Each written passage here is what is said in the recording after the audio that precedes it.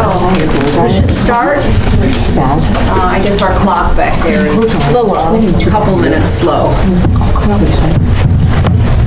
All right, shall we stand for the Pledge of Allegiance?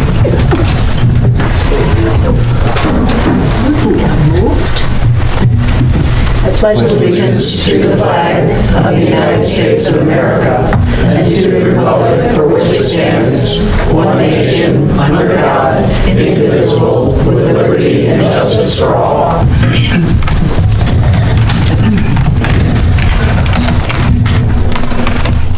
Sue, can you do a roll call? Supervisor Sturm, Present. Deputy Supervisor Rowan, Present. Councilman Keneally, Present. Councilwoman Colligan, Here. Councilman O'Connor. Here. Okay, and we have folks signed up for public comment? We do. We have Kristen Allen.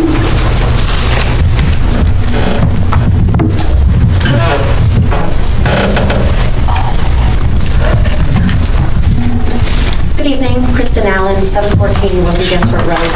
For the public record, my previous remarks on this matter can be found in the November 6th and April 2nd Town Board meeting minutes. Thank you to the board for your 5-0 vote to authorize Supreme Court action this past March. Supervisor Sturm, thank you for your attention to this matter, and Deputy Supervisor Rowan, thank you for the leadership and advocacy you've shown. For more than 2 years now, I've been hoping someone within Town Hall would step forward, sustain that engagement, and see this matter through. Tonight, I must address 3 preventable failures on the part of Town Council, a taxpayer-funded vendor of this town. There have been 2 town court case dismissals, one for incorrect code citations and another because council failed to appear. A Supreme Court appearance was adjourned because council failed to ensure the defendants were served, and that failure wasn't discovered until the day before court. Responsibility for timely service lies with Town Council. Prior to filing, council explained that an attorney with extensive Supreme Court experience would lead this case, and yet the result was an additional 8-week delay. These failures did not originate with the court, nor the defendants. All 3 were caused by the town's own council. These failures were not followed by a sense of urgency, despite the septic-related health, environmental, and property burdens already at stake. These failures by retained professionals undermine the town's credibility and capacity to protect residents. It is residents who bear the consequences, especially when the town has already deemed legal action necessary. These failures are not merely administrative. They have real human consequences. They prolong harm, diminish quality of life, erode public confidence, contribute to escalating noncompliance, and leave residents living with uncertainty, as I have been for years. Given this documented pattern of failures in a single code enforcement matter, it is reasonable and prudent to question the effectiveness, responsiveness, diligence, and professionalism of the town's legal services. These services are provided by Miller, Mannix, Schaffner, and Hafner, a law firm specializing in municipal law. I respectfully request that the board conduct a performance review to determine whether this service is providing the value and results Wilton expects, or whether alternatives, including hiring in-house counsel, would bring the competent, proactive, dependable, accountable, and professional representation this town deserves. Thank you. Thank you. Thank you. Thank you. I'll set your name, please.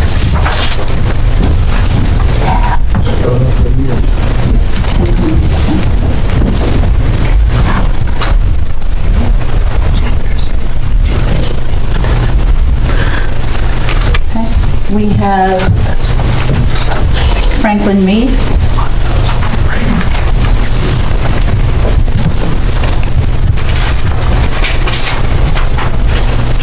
Good evening. My first note will be to request... Could you state your name and your address, please? My name is Franklin Mead. I live at 24 Palmer Terrace. Good evening. My first note is going to be to request that my public comment letter from last month be included with the minutes, and the one that I delivered today be included with this month's. Last month, I spoke on the Carr Jones project and how it should include traffic calming to address the issue of speeding vehicles. I'm here tonight to ask if traffic calming was cited in our comp plan for this area, why was it not done? There's a fundamental difference between a traffic calming project, which uses geometry to actively reduce corridor operating speeds, and a traditional intersection improvement project designed for vehicle capacity with added-on pedestrian safety features. True traffic calming uses compact, tight road geometry to physically force speeding cars to slow down, not just in the intersection, but in the approaches too. To solve our speeding issues, the town's highest policy document, our comp plan, calls for traffic calming in this planning area. Our traffic study even recommends a mini roundabout at Northern Pines and Carr. However, after reviewing some of the town's official project records, there appears to be a massive disconnect between what our town policy mandates and what is actually being built. In the town's original request for qualifications issued to hire engineers, traffic calming was never actually requested. Instead, the town only asked for a traditional vehicle capacity roundabout. The engineer's proposal lacks any discussion of traffic calming for this project. They designed exactly what was asked for. The town may claim they incorporated traffic calming because they added sidewalks and flashing crosswalk lights. But we must be accurate. Traditional roundabout design and pedestrian safety features are not traffic calming. They do not force a car to slow down. In fact, flashing lights at crosswalks are often used precisely because the underlying road is dangerously fast, requiring advance notice to drivers. As I've highlighted before, bump outs are the most obvious traffic calming feature to protect pedestrians. Those are absent in this design. It appears that the town ignored its own planning documents and refused to consider a compact, traffic-calmed layout. The engineers were forced to design a bloated highway-scale footprint that addresses capacity over speed and safety. The former supervisor signed off on the seeker form that this project is consistent with the adapted comp plan. How? The town board cannot say that a project matches our master plans while our own engineering contracts prove an oversized, car-centric highway junction was solicited.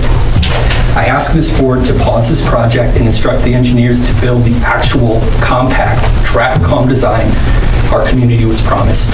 Thank you. Thanks. Do you mind if I just ask some questions about that? Because I'm trying to understand, and maybe, Mike, you're here, so you can even weigh in. And Ryan, you're our town engineer, and thank you so much for your comments. And, you know, it's always great to have someone looking deep into an issue, especially something that spans many years, to ensure that the town is moving in the right direction. But, somebody sent me the post on Nextdoor that sort of described some of the issues. And I understand you're an engineer. What kind of engineer are you? I'm a civil engineer. And can you just explain what that entails? Well, I don't do highway design. I do general municipal engineering. Gotcha, okay.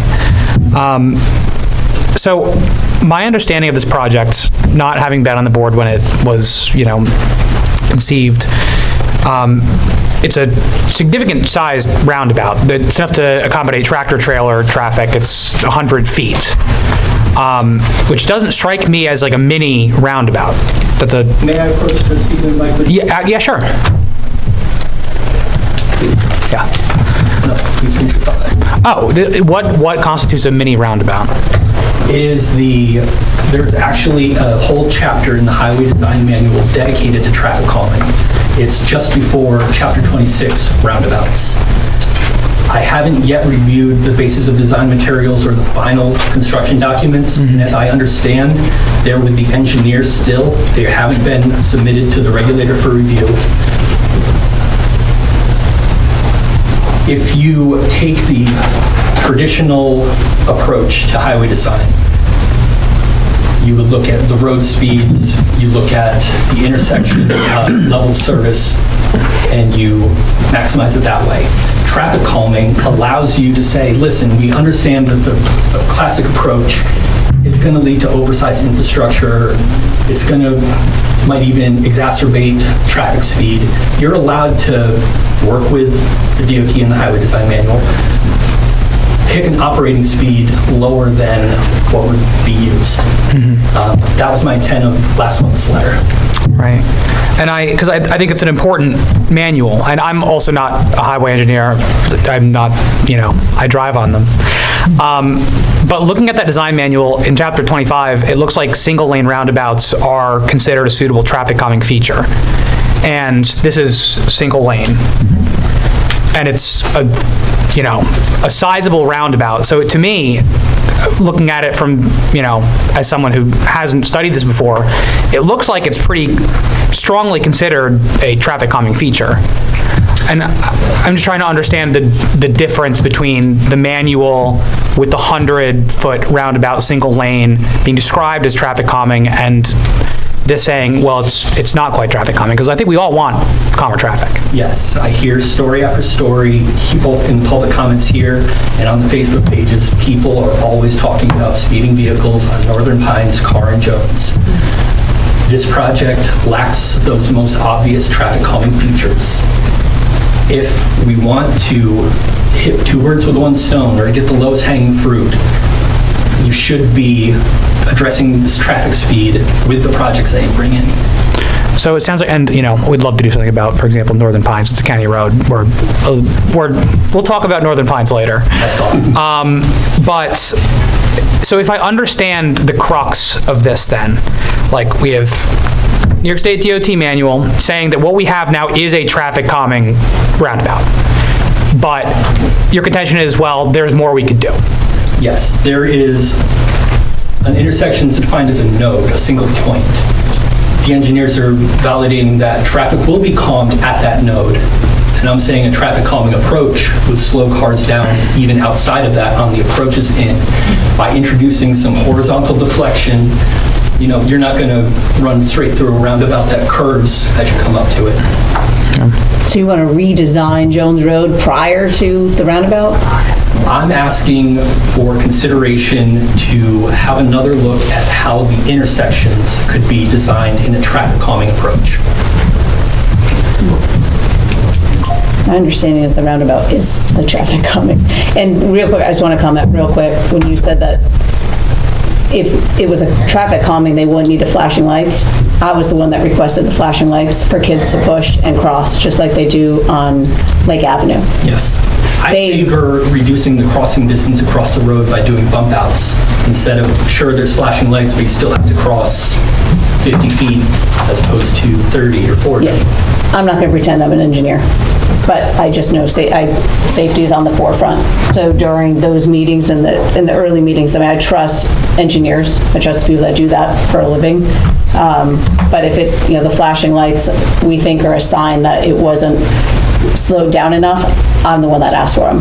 They didn't put them in, I asked for them. Yes. And again, they still work, but they're most commonly used as advance notice for speeding drivers coming up on crosswalks, that you'll see that flashing light so far in advance. If traffic were slower, perhaps a bump out with pedestrians standing there would have better chances. They're on Lake Avenue. It's a 30-mile-an-hour zone. It's 15 miles an hour during the school. People aren't driving that. That's an appropriate they're back and forth. approach for there. But so they can cross into East Side Rec. That's what those flashing lights are there for. And Ryan, what's your perspective? With flashing lights? Yeah. I mean, it's a 40-mile-an-hour zone.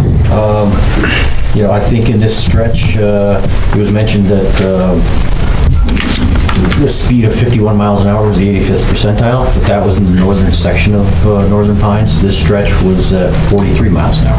I understood that was at the golf course shed, just above Worth. The 51? Yes. Yeah, so at the project, that's outside of our project limit. So whenever you have a project like this, you should know. That's because it's an acceleration zone. Yeah, everybody's traveling to the north. Acceleration at the project site, it's 43 miles an hour. There's already a horizontal curve there. These traffic engineers have designed numerous roundabouts throughout the state. They know the rules, regulations. You were saying that it was a mini roundabout was part of the requirements. It was not. That was a traffic study that was done in 2015, and it was, if feasible, 2016, it was recommended by another traffic study that a 100-foot roundabout is necessary because this Northern Pines Road, there is commercial traffic on this road, so tractor trailer trucks need to traverse this roundabout. Also, taking into consideration, we're adjacent to a school zone, so we need to make sure that the school buses can traverse the roundabout without hitting the apron and, the rear tire of your axle throwing, the rear bus up. So all these things were taken into consideration. I mean, this has been going on for over 10 years now. It's All been of those studied. points are considered in many roundabouts. I think your Having them out concern is for- outside of the project scope. You're looking further outside of Northern Pines Road. You're looking to the north of McGregor Golf Course and, those zones. In my figures, I do illustrate at the intersections how I believe that some of the turning movements, I know the engineer said that they're all at 25 miles an hour or less, but it appears that the curvature of the roads have been widened and opened.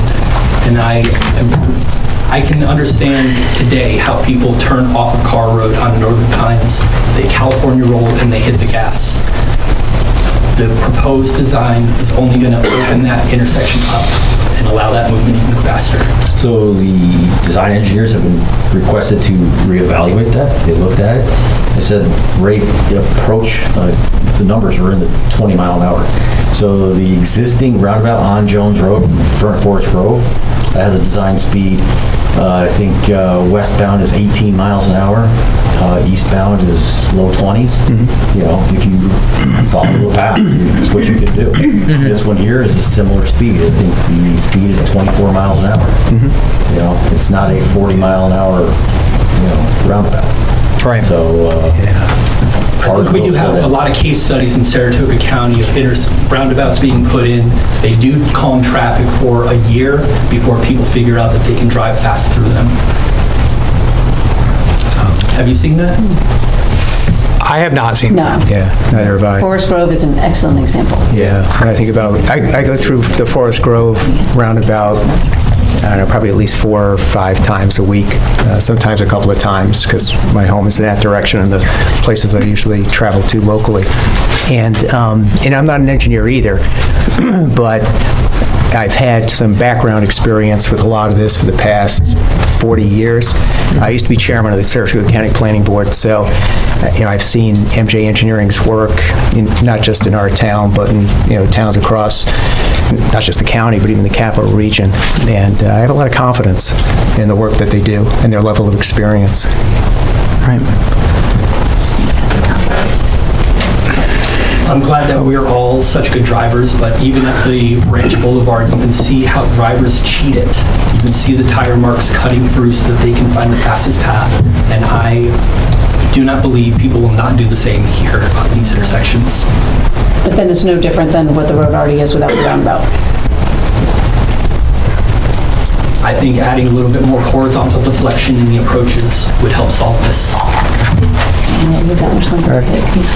We'll take, Thank you. Thank you. We'll Thank take you. one quick comment from the audience. Oh, 2. I'd like to share an anecdotal sorry, 2. observation.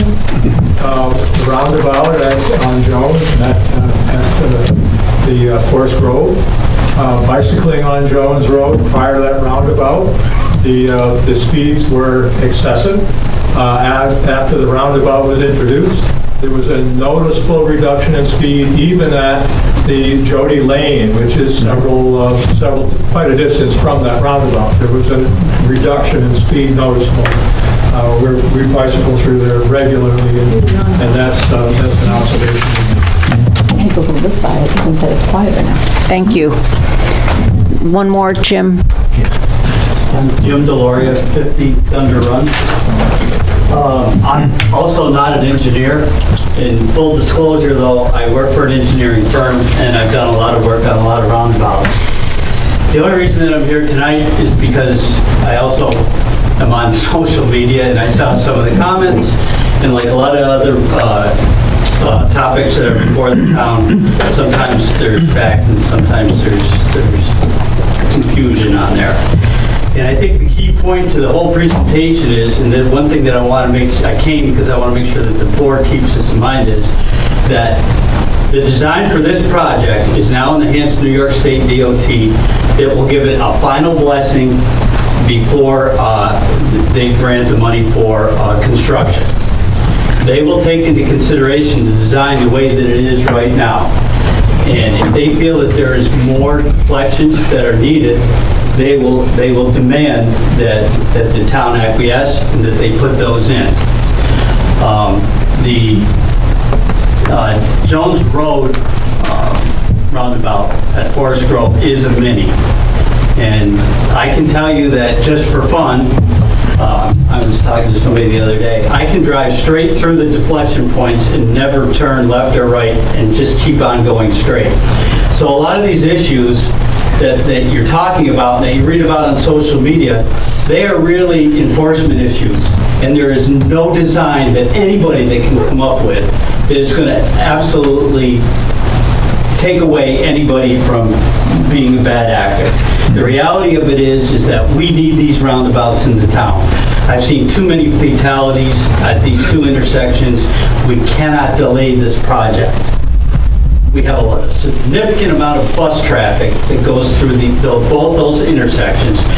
These roundabouts had to be built to support that bus traffic for the youth of our community.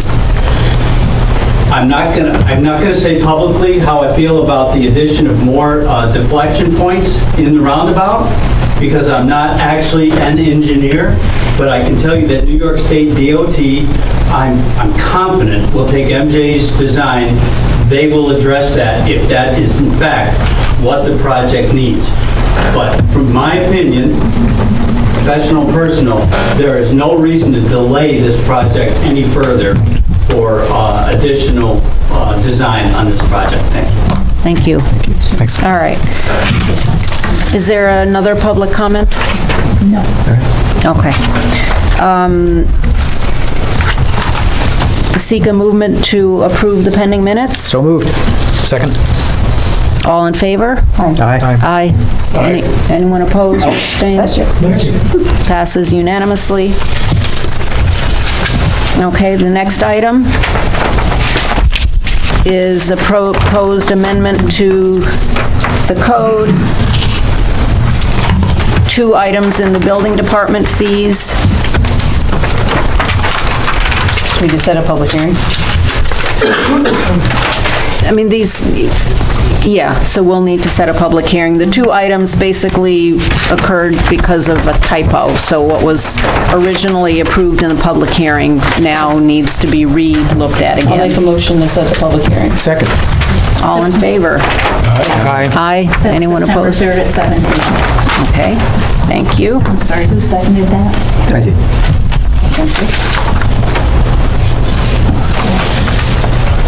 Okay, and the next item, transfer of development rights proposal for the Wilton Woods subdivision.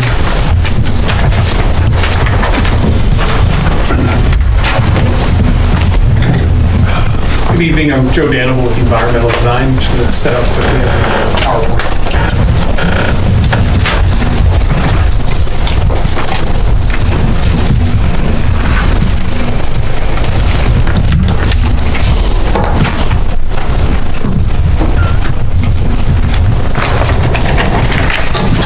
Cutting and hit the lights. Oh, yeah. Not gonna forget.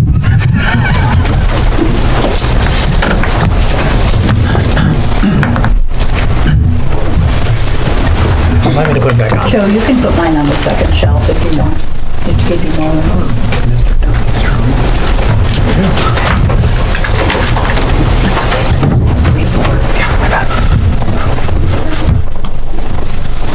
Hey, good evening. Again, as I stated, I'm Joe Danimal with the Environmental Design Partnership. I'm here on behalf of Forest Grove LLC, Belmonte Builders. I'm here with Peter Belmonte of Forest Grove and Belmonte Builders. In our application for proposal to transfer development rights from an approved 20-lot subdivision known as Wilton Woods on Edie Road, transferring those 20 lots to Forest Grove. Identified on this slide, north is to the right for everyone's orientation, is all of the land to date that makes up the conglomeration of Forest Grove.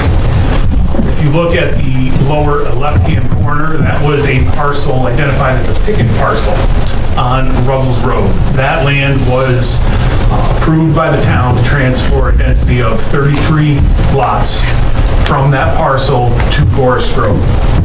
That land was then preserved in perpetuity. It was approximately a little over 80 acres of land that was dedicated to the town. We are looking immediately adjacent to that. There is an approved subdivision consisting of 2 cul-de-sacs starting on Edie Road, extending into the property that provides access for the construction of 20 lots. That subdivision would result in the clearing and grading of roughly 30 acres of land, forested land, adjacent to other town lands, and the construction of several thousand linear feet of road and the 20 lots. Additional road, excuse me, additional road for the highway to maintain, additional stormwater infrastructure, additional sewer and water infrastructure.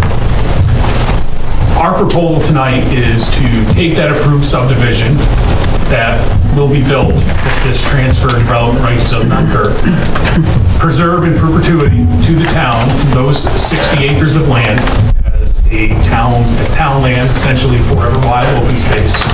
No clearing of 30 acres of no trees, no new roads to maintain, no new construction of any sort in that area.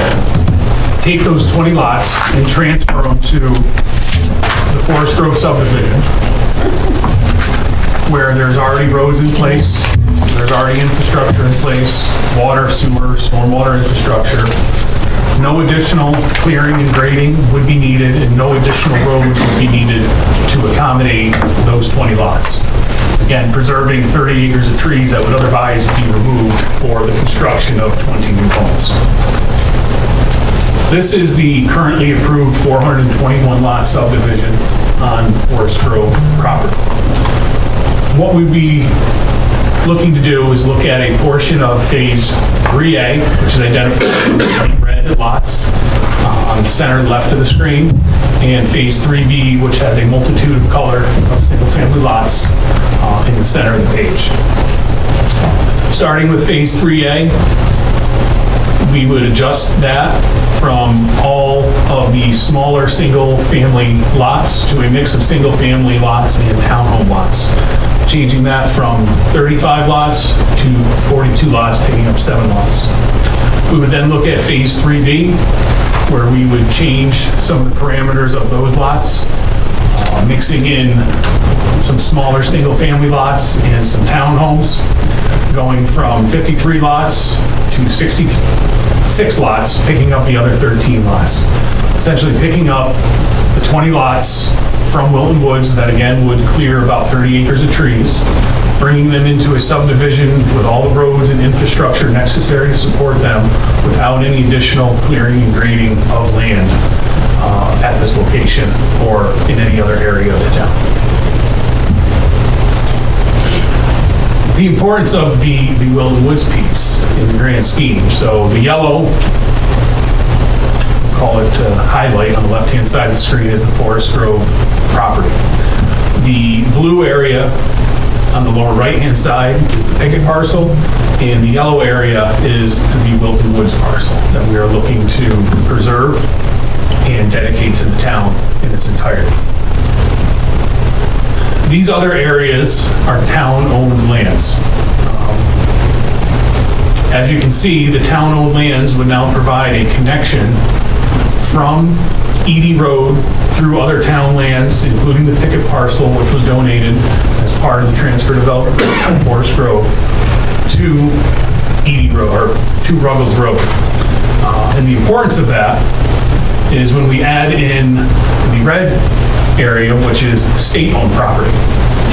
This creates a physical connection of open space from Edie Road through open space of the town of Wilton, connecting to state lands, and I believe this ultimately leads to the Calgary Paris bike trails in that area as well. So we are extending pedestrian pathways and greenways from, we're getting closer to the eastern side of town, bringing them and extending them to the west side of town where there's many recreational opportunities to get to. So we see this as a wonderful opportunity for the town of Wilton to preserve a bunch of land, save a bunch of trees in this area, and transfer development into an area that is already set and staged for the densities and the development that exists in there today. Thank you. we're here tonight, they're looking for a recommendation, or to have this application referred to the planning board, so the planning board can then in turn make recommendations back to this board as to whether or not they believe this is appropriate. Thank you. Okay, Nice job. thank you. Does anyone on the board? Do you have to do that in the form of a motion to make the referral to the county and our town planning board? All right, I'll make a motion to refer this transfer development rights application to the Wilton Planning Board and the Saratoga County Planning Board. Second. All in favor? Aye. Any opposed or abstains? No. Thank you. Motion passes unanimously. Thank you. Thank you. Procedural question, Supervisor. Wilton Planning Board and County Planning Board will report back to us then? For There is, final approval? yes, We'll give recommendations. yes. So they'll judge the merits of this two separately. Right, and make non-binding advisory recommendations to this board. Yeah. So this will come back to us. Yes. Yes. Thank you. Thank you. Thank you.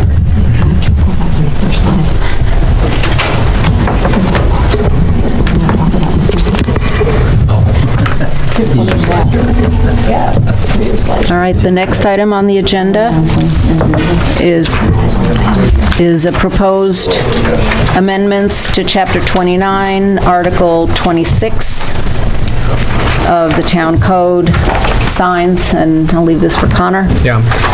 So essentially, the two concerns, well, at least what I understand the two concerns to be from last time. One, billboards. It's confirmed that they do not, none of this applies to billboards.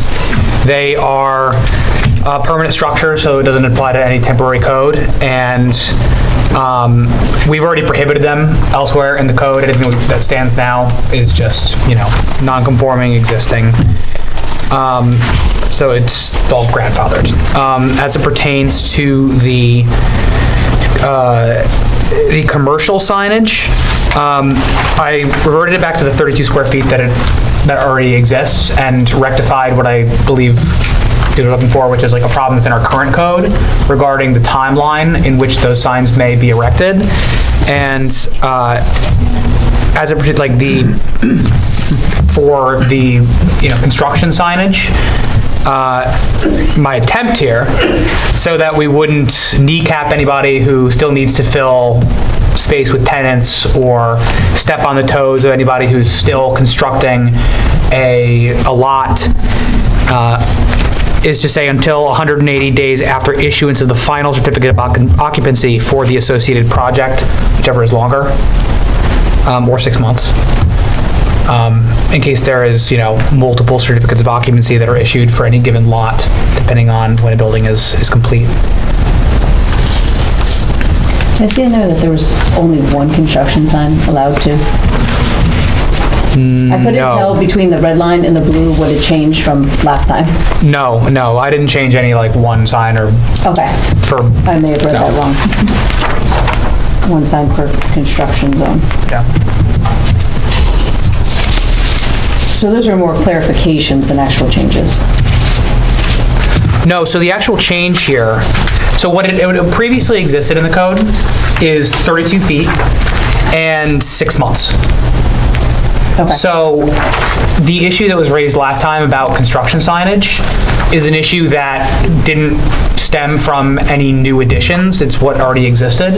So for 129, 187, this is like an attempt to allow those signs to stay up for a longer period if necessary for any given project. So 32 feet, 180 days or 6 months.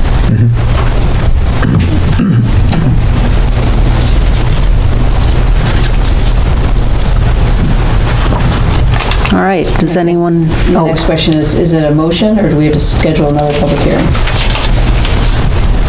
My understanding, based on my conversations with Mark, correct me if I'm wrong, is another public hearing has to be scheduled if there is a substantial change to the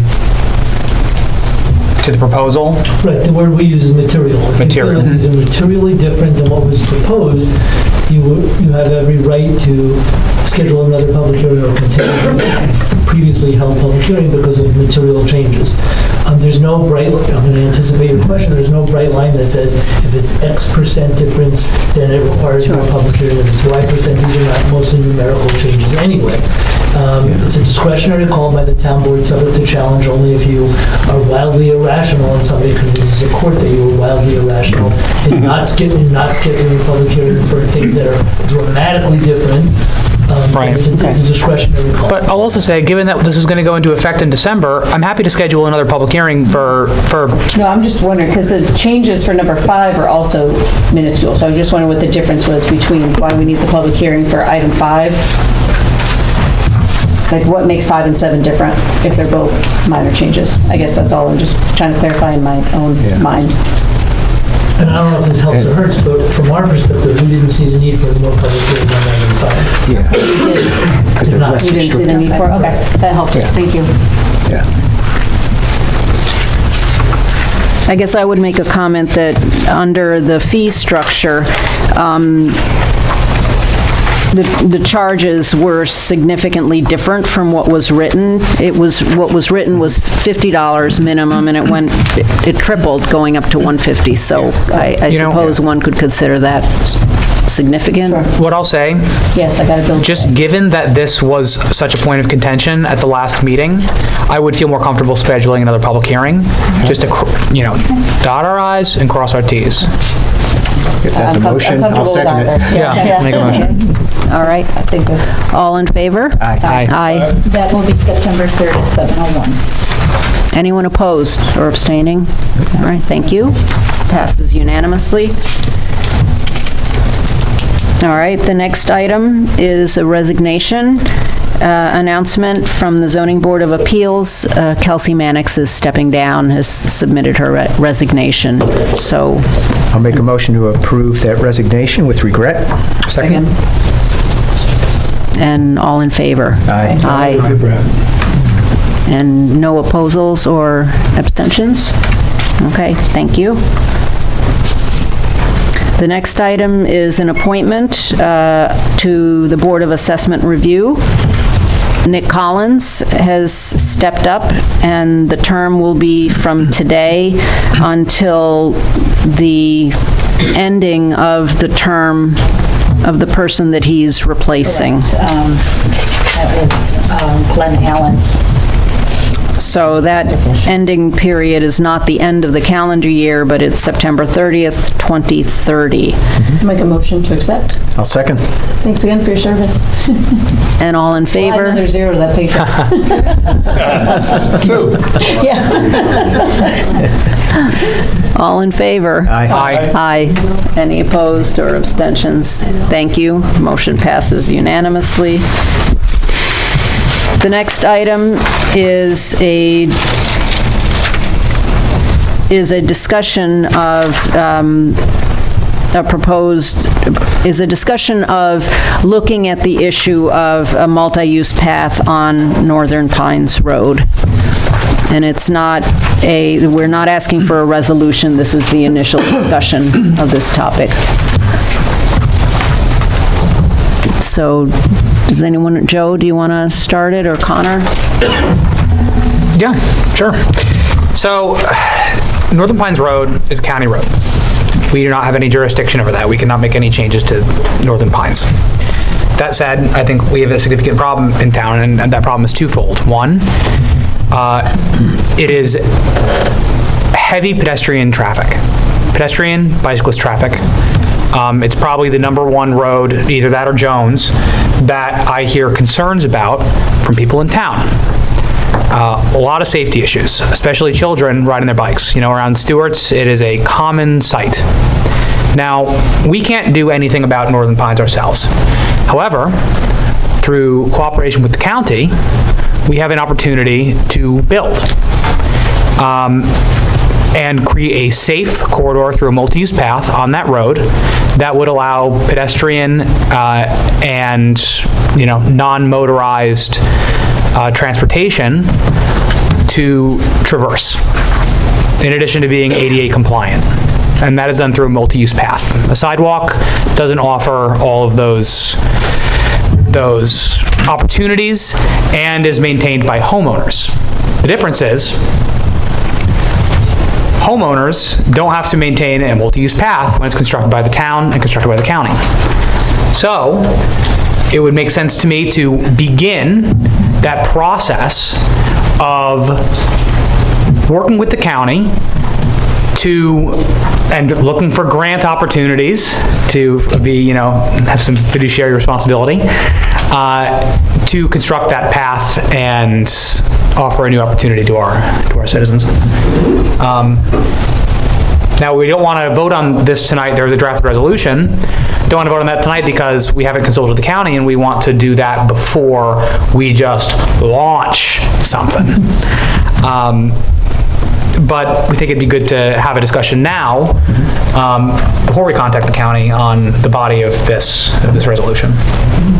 Yeah, that may very well be a worthwhile project, and I like your approach of, consulting with, meeting with the county first, to get their thoughts on it, so.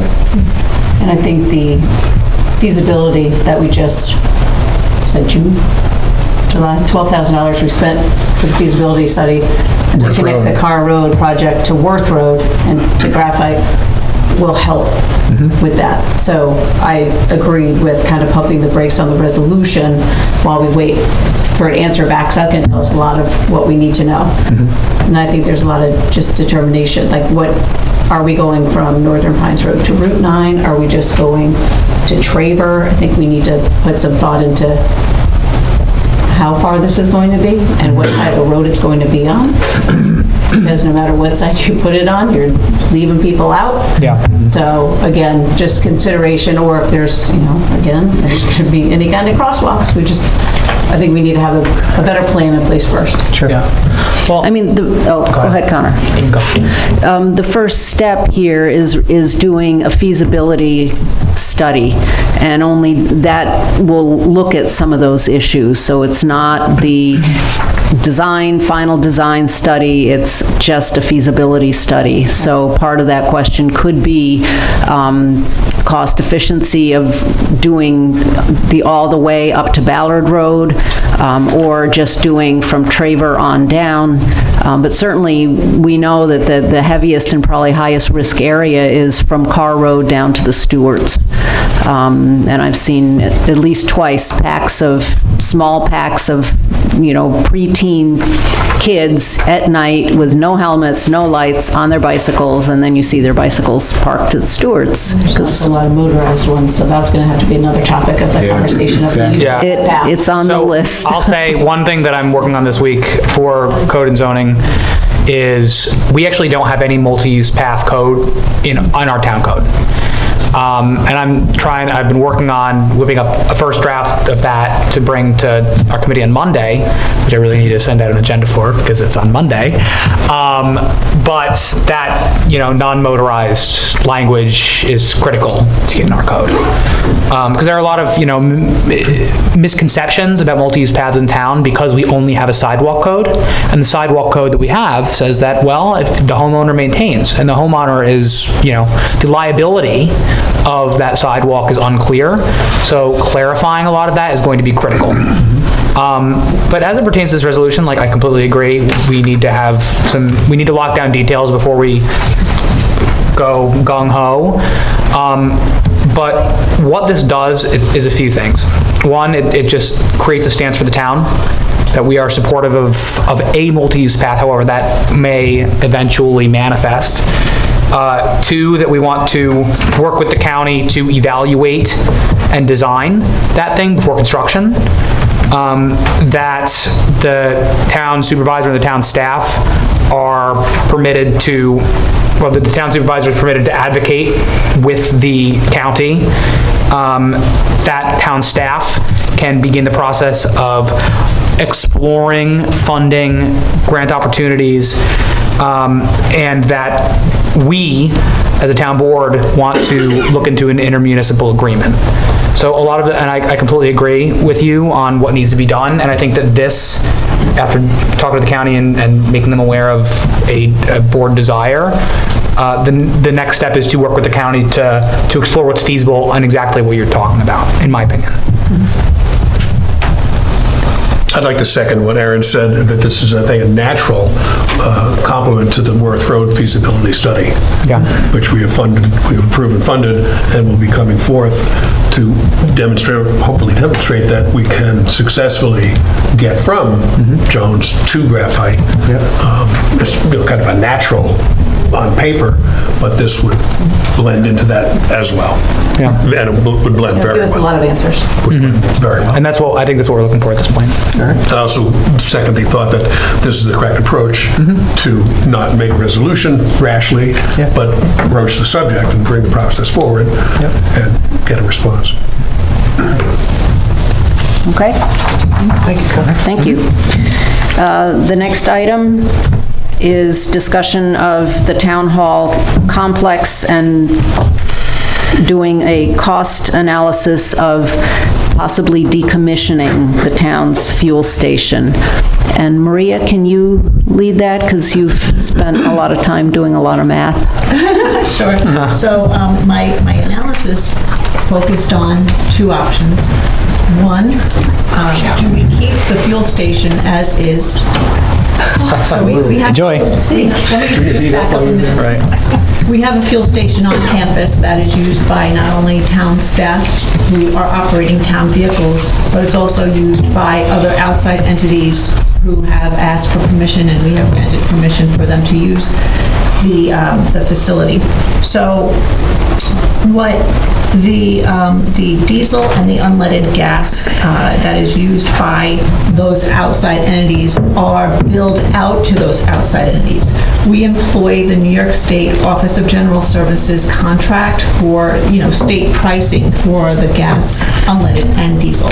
And that yields us a nice, even, not volatile rate that we pay. It does go up and down, but it's not in extremes. What has been noticed lately is that the cost for repair has escalated. So overall, it's a few $1,000s a year. But the spikes are when something happens, when something breaks, and it appears that it's been happening more lately. So in 2022 and 2023, there were planned repairs and improvements that were over close to $130,000. What I did was, instead of taking this information and just saying, well, we only spend a couple of $1,000s on average, usually, I incorporated a 5-year average so that it would take into account these higher priced improvements. Our 5-year average turned out to be $27,000. So that's quite a bit of money. Per year? Yes, per year.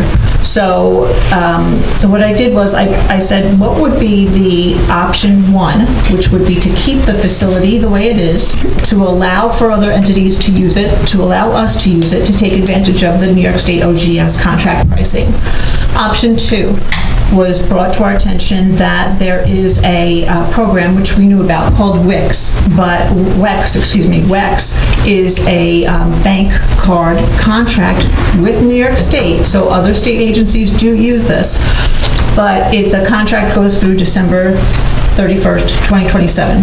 So it's a contract that could expire. We won't know what happens after that.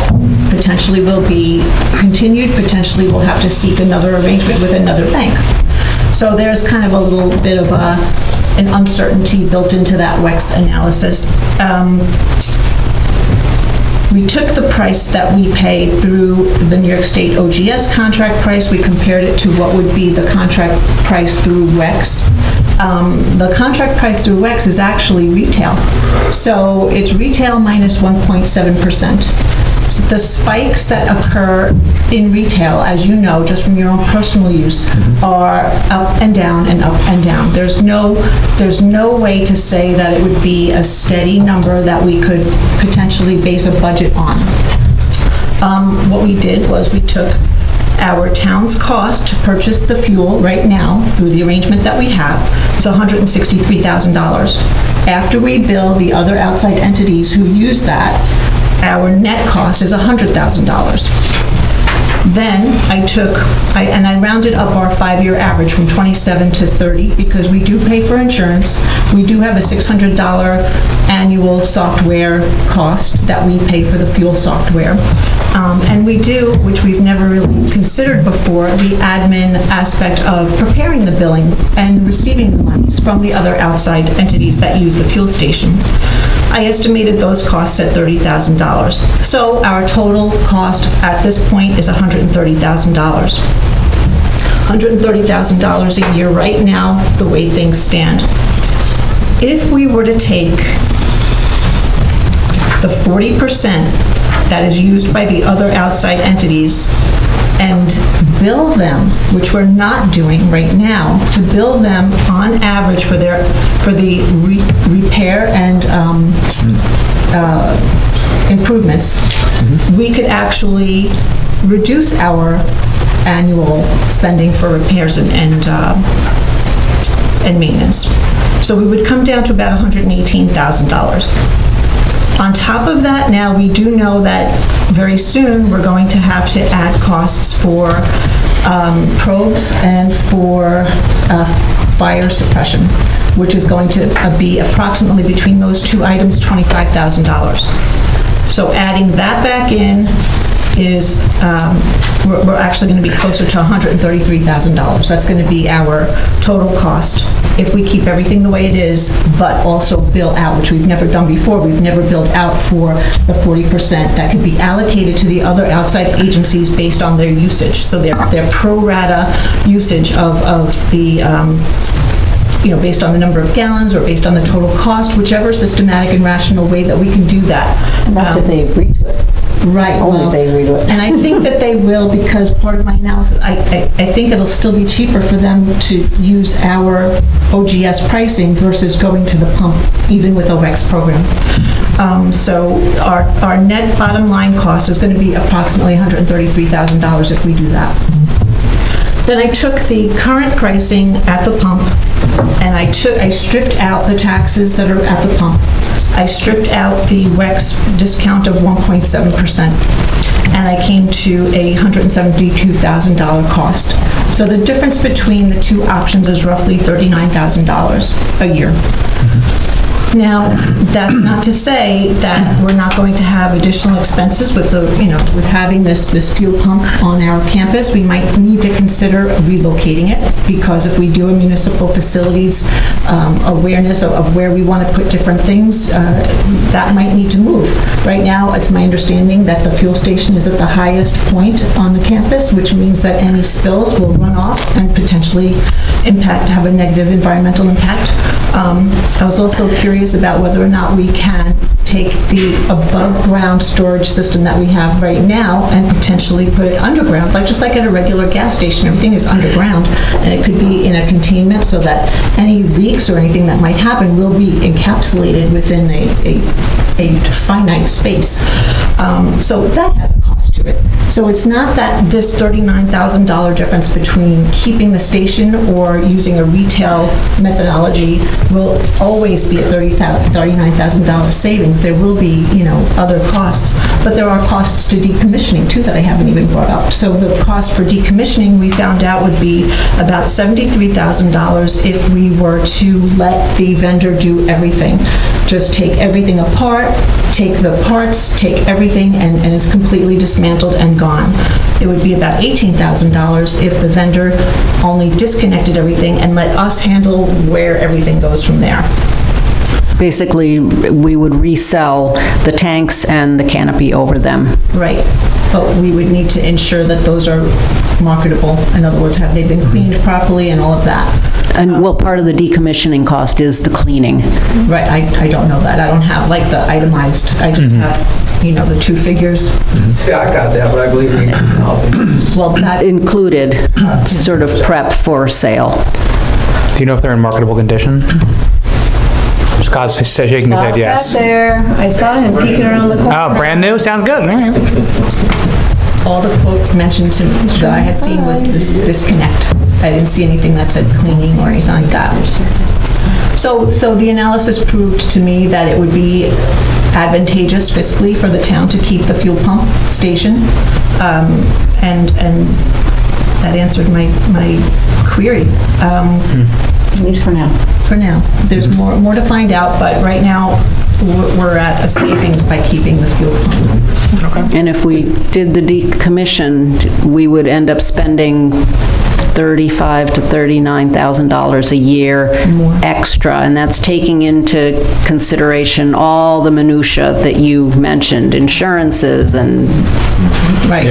Yes. and cost of software programs and cost of people's time to prepare reports and... Yeah, for the analysis of whether to keep the fuel pump station, I added in all the costs. I overburdened the analysis for that because I really wanted to have a good reason to keep them. So just the volatility, the differential between the WEX pricing and the OGS contract pricing is high enough to say it's cheaper to keep it. Okay. So there's Question, really... You mentioned a couple of items, the probe and something else? Yes, a Proteus, which I'm not exactly sure what that is, but I think it's a probe. That's one thing. And the other thing is fire suppression. Fire suppression? Yes. But those would be one-time costs? Yes. So that wouldn't change your annual figure? Correct. But you included it in one-year analysis? Right. So that 25, that's just a one-shot? Right. Your next year cost would then decrease, so... Right. That was the reason why I went with a 5-year average instead of doing just a 1 year, is because you can encapsulate more of the higher cost items and have a repair and maintenance stuff. Exactly. Yeah. Okay. I feel comfortable with this recommendation. So there's two recommendations here. The first one, is to vote to, so I'm requesting a motion, well, let me explain it. The first one is to decide, do we want to continue using the current system that we are using with the contract with New York State OGS. With the state OGS.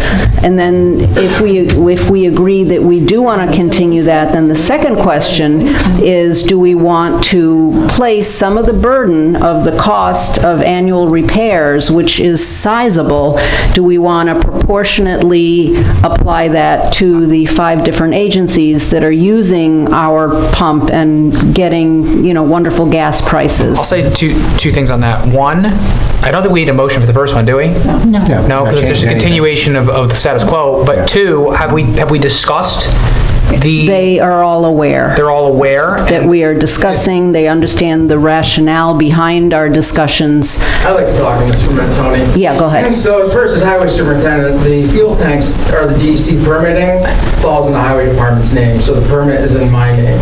So I'm required to do tank inspections on the generators, the fuel tanks, the tanks that are in the garage, because we have this blanket permit with DEC.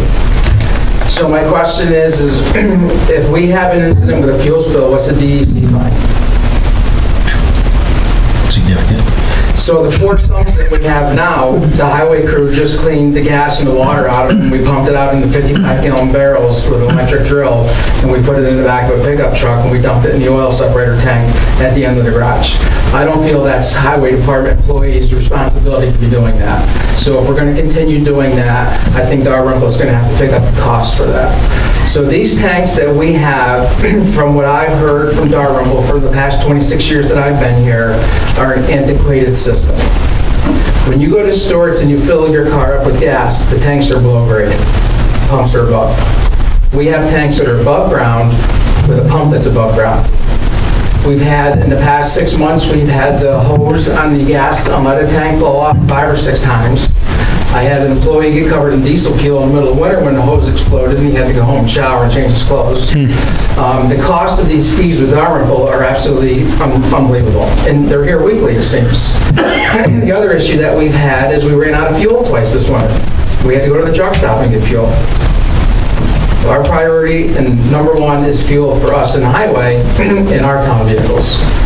So when I thought about everything that's been going on with the grant that we've got for the salt shed, sitting down with engineering on our site plan, and what we have here in the complex, we have this fuel system with a 5,000 gallon diesel tank and a 3,000 gallon gas tank that's right in the middle of our complex, with 2 pumps that are at the high point of the ground with catch basins all around, as Maria had brought up.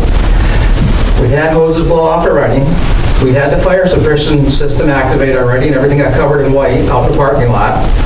It just seems that we have a lot of maintenance issues for the bang for the buck that we're getting on this fuel system.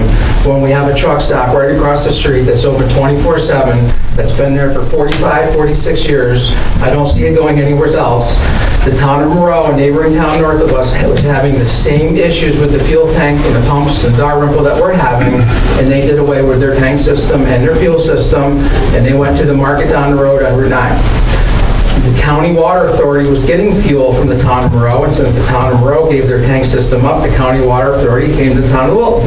So we picked them up. The village of South Glens Falls was also having the same problems with the tank above ground, multiple issues with DEC, fines.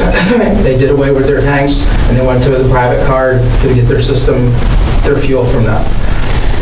I wasn't advocating first on this issue until I'm seeing some of the bills that are on, the DEC stuff that I have to do, the monthly tank inspections. I'm in favor of doing away with it, going to the private side, getting these tanks and getting this out of our area. We don't have an extended a lot of room here. We're still trying to figure out where our salt shed is going.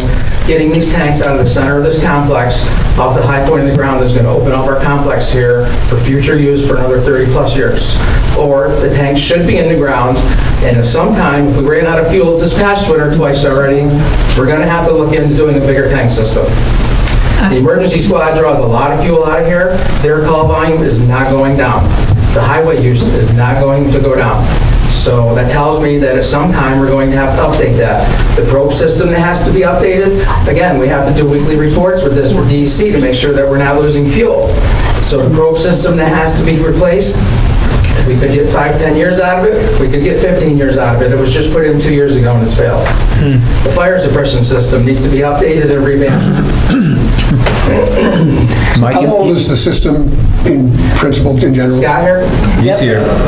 Yeah, the answer on the pumps that are out there. I think they kind of just put some new facade on the outside of them and some new covers, but it's the original, correct? Correct. And how long have they been there? Keith was here so long. 40 years? At least 40. No, not that long. Probably 30. 39. We'll be here 36, and we'll go 30. But the tanks themselves are much more recent, the current tanks. 5,000 gallon tank is a newer tank. 5 years ago? 2023. 3 years. So if we could do anything, what would you want to do? Move the tanks and have our own, but have it underground and do it a special way? Or again, just underground, move it somewhere else? is you're you're Tremendous. Is there a way to get a hold? Are you good friends with the town of Monroe and town of South Glens Falls comptrollers? I actually And did. find out, Yeah. find out from them if it's worked out, like what their kinks were? Like the pros and the cons? So I did talk with Tom Rowan, and I brought up with Maria, and I talked with Frank Perillo, and he was willing to waive the taxes and 10 cents off a gallon, I believe is what the discussion was with him. So the WEX arrangement is 1.7%. If Mr. Perillo wants to have an arrangement with us that he further discounts the per gallon price, that's great.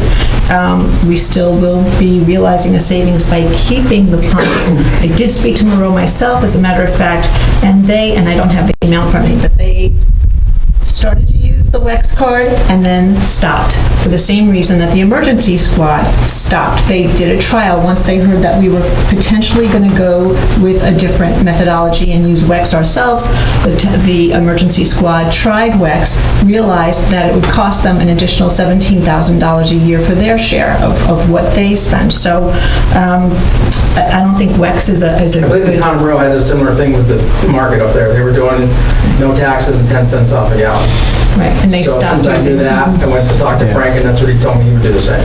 What would the fees be? So if it didn't work out with the emergency squad using WEX because it cost them $17,000, but now we're going to start charging them to use this, How much will that cost them? It's going to the allocation of, and I just use that 5-year average. If we actually do this by allocating that repair and maintenance, it would be based on our actual repairs. Let's say we do it on a quarterly basis. We accumulate our repairs for the quarter and then allocate it to each individual user. Based on the volume of, But would they be taking up the 17,000 anyway? No, it would be far less than less. I actually did that analysis based on that $27,000 for each of those. And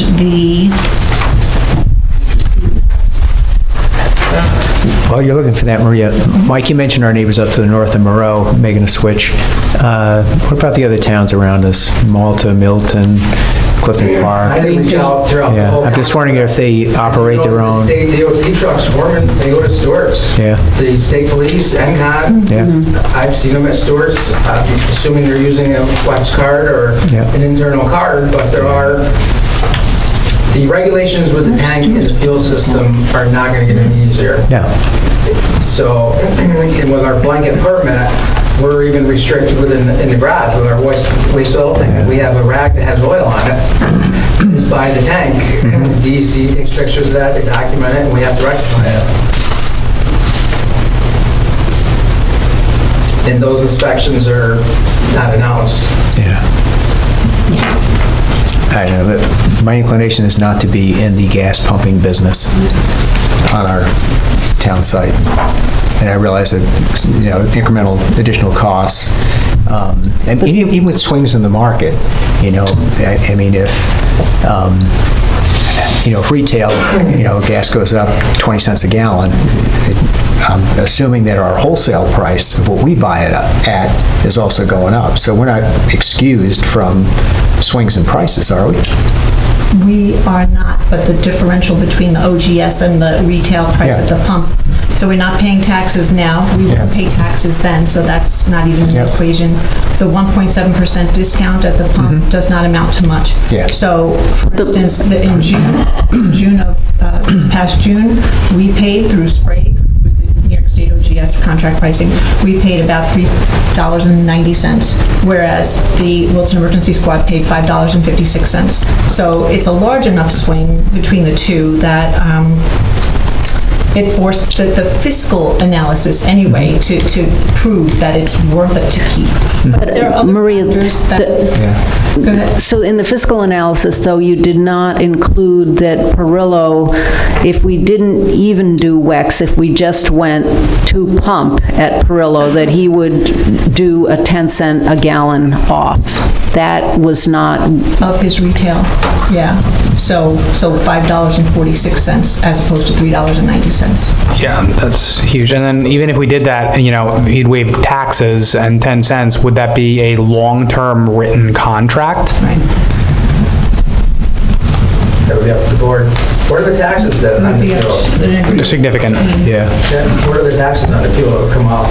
About 40, well, for diesel it was 42.7, so 42.7 cents per gallon.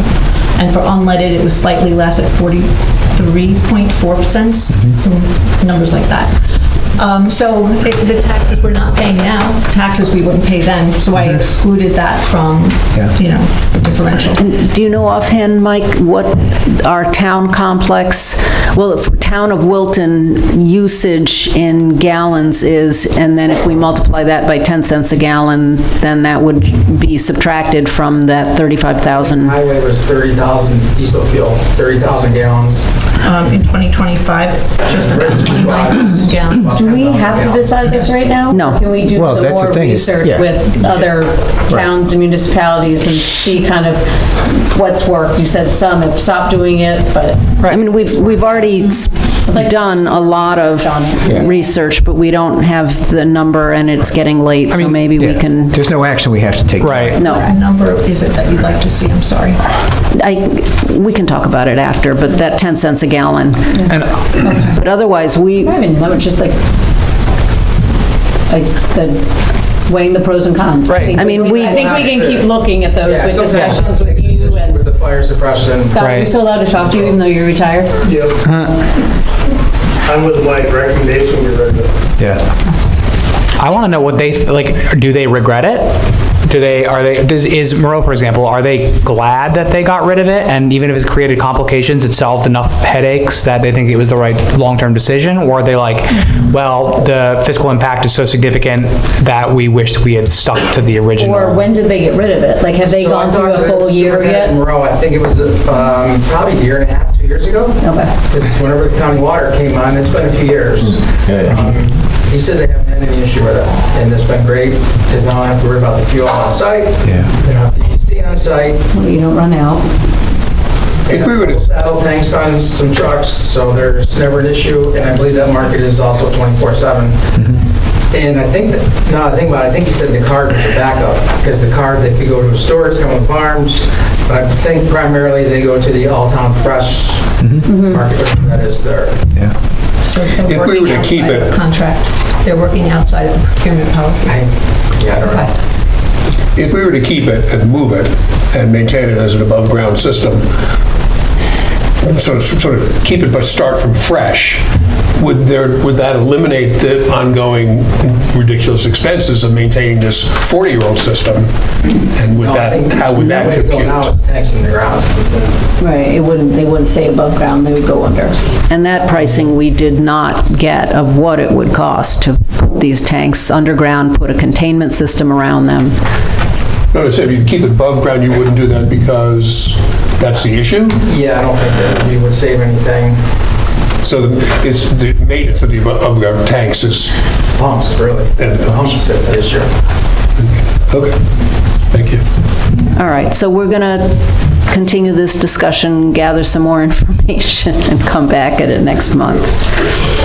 All right. The next item is audiovisual upgrades to the town facilities. I don't know how many people in the audience were present at the last Zoning Board of Appeals meeting, but there was a topic with a public hearing that brought out a good 60 or more residents, and we can't accommodate that many people here and in the little lobby area, so people were going over to the senior center, and even though we had set up an audiovisual system for those people to be able to zoom in and participate and speak at the public hearing section, there were problems with it, and it was a show of an expletive by every account. So we have made the decision to work and upgrade all our audiovisual systems. So there's going to be a group of people who will be looking at that, and that's sort of like a public service announcement. Does anybody have on the board have any questions or comments? Since we're sitting here together. I think it's a good investment. The town keeps growing, more and more people want to get involved. The meetings are sometimes at or near capacity. And, you know, just as it pertains to transparency, it's just good governance, I think. And even this system is maddening because anyone in the audience can't see what's on the screen there when people do presentations, and then I gotta turn off the lights and I forget to turn them back on every meeting. Set aside, we put money in last year's budget. So we did have, yep, we added money to the current year budget for upgrades to equipment that would be used at the dais, but with this project, it would be a little bit more all-encompassing, so it would be a little bit more. Yeah. How much did we set aside? We set aside about $10,000 just for the upgrades here at the dais. Yeah, so that'll help. Make a suggestion, if we're gonna do the new upgrades here, take this wall and make the room about 10 feet that way more. that's part of the discussion. Yeah. It's Roy's new project. Double doors Right. here. When do you get to that, Scott? Ryan may have a business card, the guy we talked to from the last. Oh, he knows, the last event that would never happen. Yes, that one. But they did a nice presentation for the new sound system. Yeah. All right. It's great. So the next items are actually sort of linked. They're two highway-related items. And I'm going to talk about the North Road repair first. We've looked around at an alternative program that would have been somewhat experimental, and it turned out to be even more than traditional ways of redoing North Road. North Road sits on a clay base. There's inadequate under a base layer, and so it's heaving horrifically, and it hasn't been, it's a very old road, over 30 years, and it's been overlaid multiple times, and last winter was really horrific. So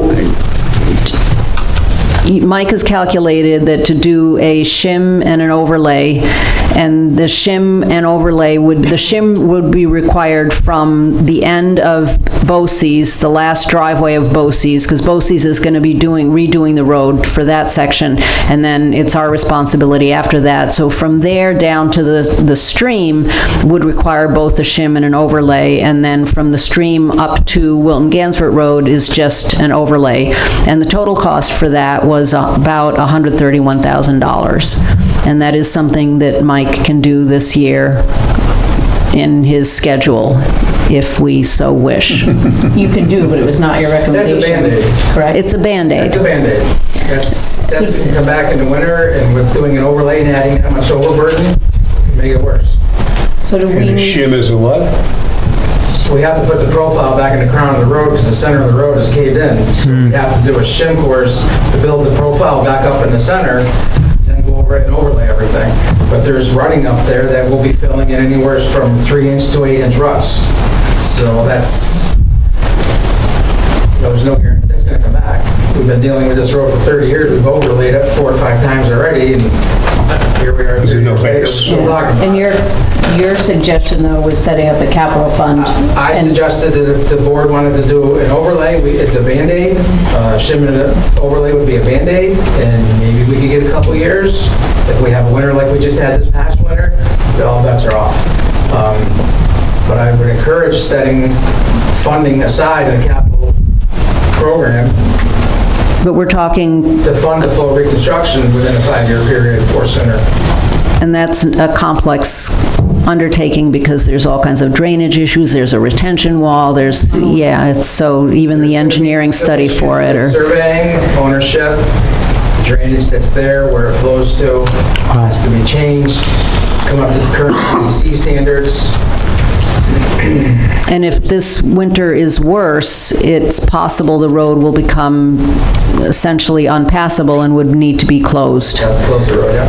And then we would still be looking at doing a temporary fix in the spring, while we assessed, you know, and looked at capital plans for coming up with $2 million. 3 engineers that have looked at the road pretty much said there is no simple fix. It's a full reconstruction. And what would be the impact of abandoning the road from Bosse's to the intersection? Probably some lawsuits. But there's no one lives there. There's One person. owners, All the way at Wilton Gansford, right? their deeds. Is the road open right now, or did we end up temporarily closing it? Drove it today. Did it settle down? Oh, yeah, it settled quite nicely, Yeah. but there's still lots of potholes, and it's, You can drive the speed limit on which is 30. 30. Unlike in March. 10, maybe. So we've kind of discussed this at a prior board meeting a couple months ago. We've hunted around. Have we ever gotten a formal proposal to actually redo the road? We have a proposal from an engineering firm, Move forward with it. and Lansing, Let's go. it was $210,000 for the Engineering. engineering, Yeah. which kind of, yeah. The full rehab was 3 million, right? Ricky gave you a At ball. the rate that the prices go up, yeah. Yeah. Wow. How many homeowners? Or how many homes, really? I think there's one One? along there. But with the new Bosse's, there's going to be more traffic coming across. Lots beyond Bosse's. and 2 commercial lots that are still vacant beyond Bosse's. They're vacant. So if they get developed, that section would be repaired along with. Mark would have to chime in, but if we wanted to abandon the road, I don't think one property owner objects to it, because the laws have changed for that. Well, I'm not talking about that, but if there's additional commercial properties on there, Bosse's is repairing their stretch. If 1 or 2 more businesses come up, they would be responsible for their stretch. If they go through with it. So the stretch that Bosse's is repairing is $800,000. Yeah. And it's how many feet, Well, Brian? they also got their, 300 feet? they also had their traffic mitigation fees reduced by $800,000, so. Right. We should have had them do the whole road. They Kinda worked works out. something out. Yeah. And I mentioned, I didn't know North Road was that bad until this winter. I mean, every month that we put this off, Mike's time frame for doing a temporary repair starts closing. See, here's the thing, is even if we say, hey, we're going to redo the road, we're months and months away from engineering, bid process, mobilization, and... It might not even be in 2026. Exactly. At this point, absolutely. Exactly. You're at least a year from now, right? So, I don't know if we're left with any other option than shim and overlay and hope for the best. And address the issue of... And set up the capital fund to prep us over the next 5 years, knowing that that's coming. Yeah. So, any other comments, questions from the board? No, that makes sense to me. All right, so I'm going to request a motion to... It's just discussion. Is it supposed to be a motion? Oh, okay. Gotcha. Buy the house. So, does anyone have any other questions or comments? Aaron? Okay. So I'm going to request a motion. ask one quick question? Okay. I'll play devil's advocate. Is there no third alternative? I don't have a magic wand. If I did, we could fix the fuel system and everything. No, that's There's no alternative that I... But I mean, does it have to be a tar road? So my thought was we could grind it, but the issue is with the clay ground, if you grind it, it's just gonna be mud. Yeah. You wouldn't get a fire truck through there. Yep. So with clay ground underneath it, you're better to leave it a hard top road. But if we... So you couldn't make it a gravel road, for instance? If you get the foot and a half of clay out of there, then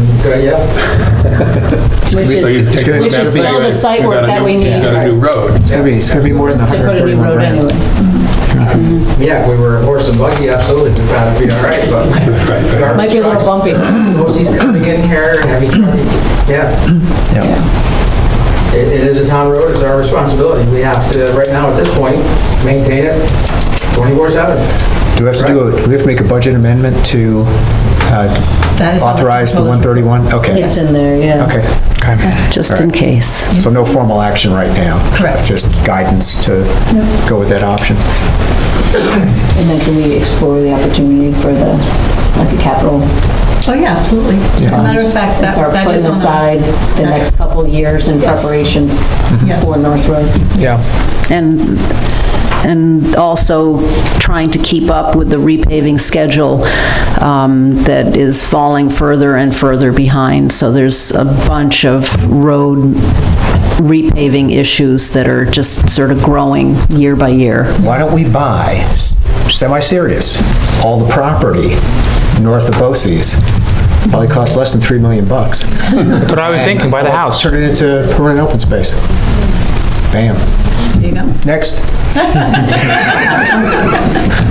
No one lives there. But the one positive thing is the commercial spaces, when someone buys, would be to include, part of the understanding that they help foot the cost of.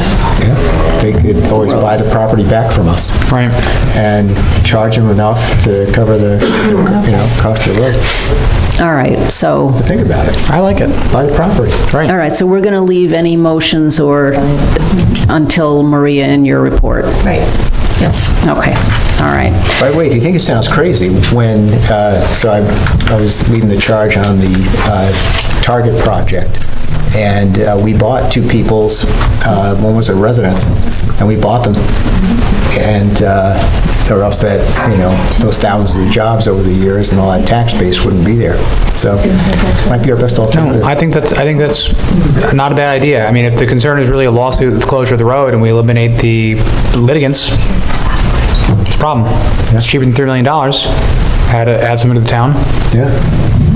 And you don't have to plow anything over there anymore. Just keep in mind, we don't own the bridge. The county does. Oh, they'll sell it to us cheap. Right. That's the best part. Can the north end of the road stay open? Yeah, I have an idiom about that. We'll swap the bridge for the path on Northern Pines Road. Right, see? We're figuring everything out tonight, and we'll give them the fuel tanks.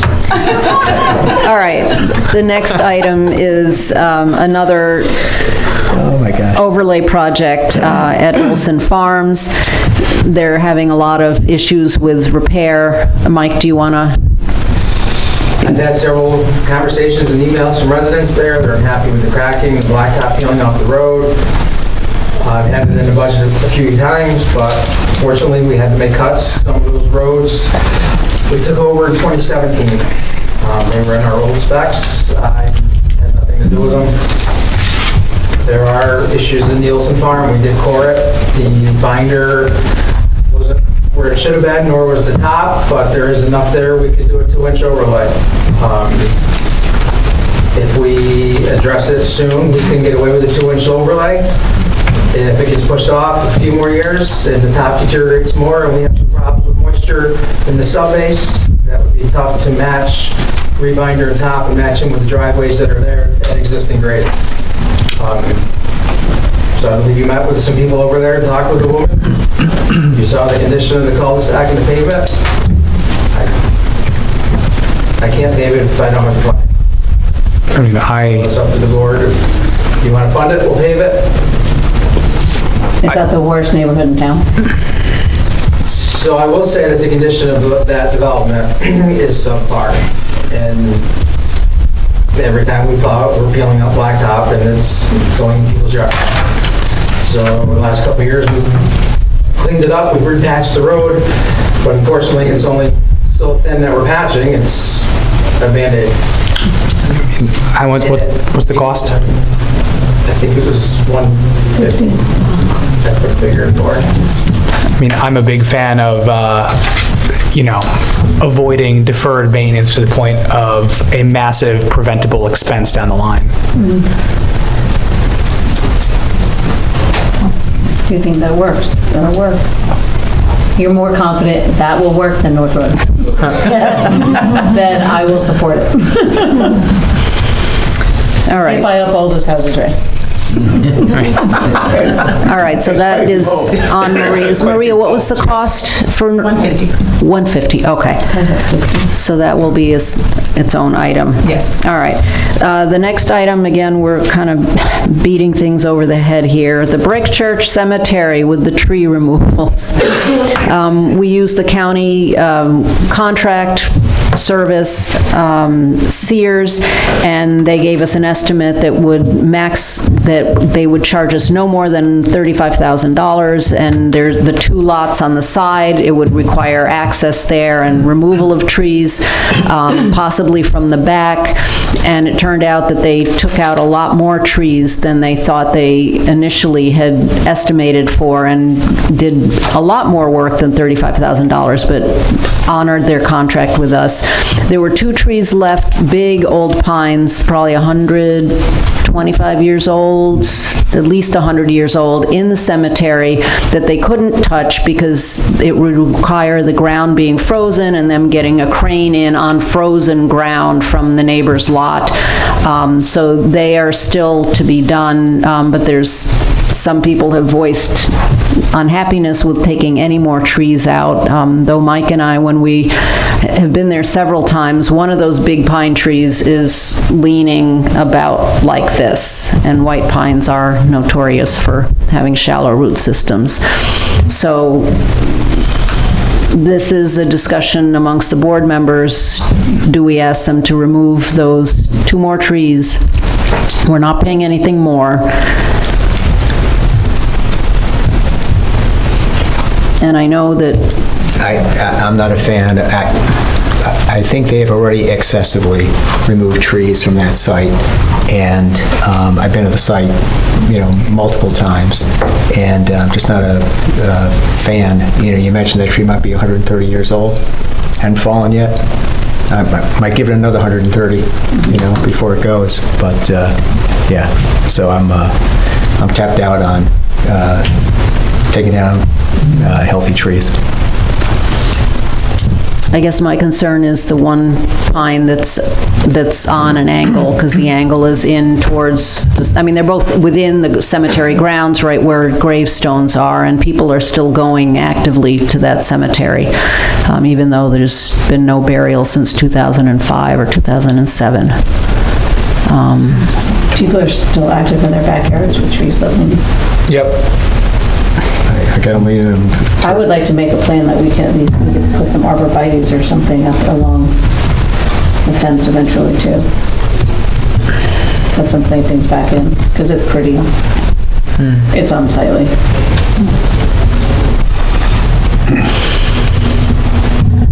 I wish I had a better visual sense of how it came out. I have a visual sense of before, and it was quite the mess. It's not pretty I looking. didn't see the after. I don't want to kill living trees. If they've already cut down too many and it's not a problem, how long does the white pine live? Well, Let me ask you. Yeah, right. Let this be the town board's problem in 120 years, like. I disagree. I think the one tilting pine should come out. And again, we're not paying any more. This is enclosed within their estimate. 200 to 250 years. Yeah, I feel okay. In undisturbed conditions, they can live over 400. Wow. 20, yeah. It's still a young tree. Yeah. In 2275, made the town board pay $7 million to get on that tree. It's like a baby. They reach maturity at 200. All right. Ray, in honor of your seniority here, I'm gonna. Now I'm like as old as the tree. Yeah, right. Did you plant it? I'll start with requesting a motion to not take any of the pine No, you do not trees. need a motion to do nothing. Right. Yeah, Right? correct. You only need a motion to take action. We did not move. Yeah. again, not having visited the cemetery recently, this tree is within the cemetery and not a threat to any home or homeowner.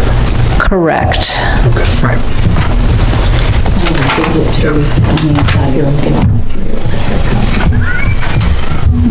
So we have Unless there's someone on the Three board. people who- Unless there's someone on the board who wants to make a motion to take that tree down. Next item. Okay, all right. The next item is a grant that we submitted. It's a CFA grant, which is a New York State grant, and it was requesting $150,000 from, it's a whole series, a set of grants in many different subject areas. And this was a grant to look at our 3 commercial corridors, to review them, to look at them in the setting of smart planning, development, and to also assess the zoning that we have. And this could be considered, when the project is done, that it would be an update to our comprehensive plan for our commercial zone. So it's the Route 9 corridor, the Ballard Road corridor, and the Route 50 corridor. And part of the grant also includes a very robust surveying of and inclusion of the citizens in this planning process. It would assist in the comprehensive plan, it wouldn't become the comprehensive. No, because this is only looking at the commercial I'm corridors. just making sure I heard that correctly. Yeah, it could be an addition, it could be an update. Recommendations. Yeah. Yeah, but again, it's a limited, so it's an area Yeah. grant. But it doesn't, it's, yes. Right, and the timing was short, and we engaged a company, EDR, who does a lot of these grants, to do the grant writing, and their fee was $8,000. With their help, they determined that we sit in a financial, our homeowners are in a financial state that isn't optimal, and that gave us an additional, instead of a 25% match, we only had a 15% match, which equals $22,000, $22,500. So I'm requesting a formal motion by the board to approve two things. One is the fee for writing the grant, and the second one is that we accept the responsibility, should we get the grant, to pay that 15% matching, which is $22,500. Didn't we do the fee last month in your comptroller's report? On the $8,000 fee we did not do last month. Oh, let me see. I don't think so, no. No. No. No, we're doing it this month, I'm sorry. I don't remember where I saw it. I thought I saw it somewhere last month. This month, huh? Between, I think. Oh, maybe in between. And they actually requested, as part of the grant application, gee, could we give them a formal resolution that the town is happy about this project and is committing to paying the 15% match? And I said, sorry, can't do that before the grant is due. So that's why this is a formal request. And actually, it would be a motion for a resolution. To support the grant, right. To support that, the 15% match. Okay. So, and we can formally do something on the comptroller's report even next month for the money aspect. I think that the resolution today should, in my opinion, focus on the supporting of the grant, supporting, getting the grant, and will fund in the future the town's match. Okay, I will make that motion to pay the $8,000 fee and to formally support this and fund the 15% match should we be granted the grant. I'll second that motion. all right, all in favor? Aye. Any opposed or abstentions? Okay, motion passes unanimously, thank you. 17 is just information. Okay, number 17, the Engineering and Planning Department has received an additional funding award covering 2 projects. Ryan, do you want to briefly post about your latest accomplishment? You mentioned Jones Road project here, and I was thinking, Sorry, it's supposed to be the Carr/Jones Road project. if you're talking about the Route 50 Jones project. So I guess we'll first start with the Carr Jones project, just an update on that. As was mentioned, it's going to be in the DOT hands for the final review. They call it PS&E. It's DOT review of the project before we can let the project out for bidding. So we should be going out to bid with that Carr Road project this fall. It is anticipated 2027 construction, so we're right there at the end. It's the finish line of that. So moving forward, I was down at the Capital Region Transportation Council Planning meeting, and they awarded us, well, we back up to the Carr Jones Road again, you mentioned the 1.6. So with that project, our estimates for the construction were based on 2021 numbers. Escalation, everything else has gone through the roof. We needed an additional $1.6 million for that project. So we had, with right-of-way acquisitions, also one of the things that we did, since we were requesting some additional funds, we decided to make the roundabouts landscaped, similar to the Forest Grove roundabout. That way they'll match. Originally, we were not intending to do that to save on cost, but we requested those funds to enhance that, so we went that route. Good call. So it was through the Capital Region Transportation Council, $1.625 million additional to that, and it's what they call highway safety improvement funds, so the town should only be responsible for a 5% match on that, so which is good. So we're right there, getting to the end of that one. The other project that was recently awarded to the town was Loudon Road at the eastern end from Ruggles to the town line. I don't know if anybody's very familiar with that, but there's a lot of turns, twists in the road. It's kind of notorious for cars going off the road. There's deep ditches and things. So there was a Grant application for highway departure funding. It's for Sections Road specifically like that. We're after the funding. It's pretty significant. It was $1.67 million to study that, look at how we can improve, that section of the road, either straightening some sections, signage, right-of-way clearing, widening shoulders, things like that. So that's going to have to be designed, and I know it's on the highway's schedule at some point to pave that, so we'll get the timing just right, so do it all at once. And that's planning probably 3-foot shoulders on each side? I don't know. Too far into that. And this funding would be engineering studies? Actual engineering? No. Engineering and construction. Oh, okay, so soup to nuts. Yep. Oh, great. That's wonderful. Is that also 5% now? Match, I think 15% maybe? Okay. Yeah, Thank you. I believe. Double check. And that would be maybe 28? 28. Probably around that time. Okay, thank you. Thank you. Talk about the Route 50, Jones, as long as we're talking about all this? Hit it. Hit it? All right, so met with some DOT folks. We're pushing that forward to seek final design phase.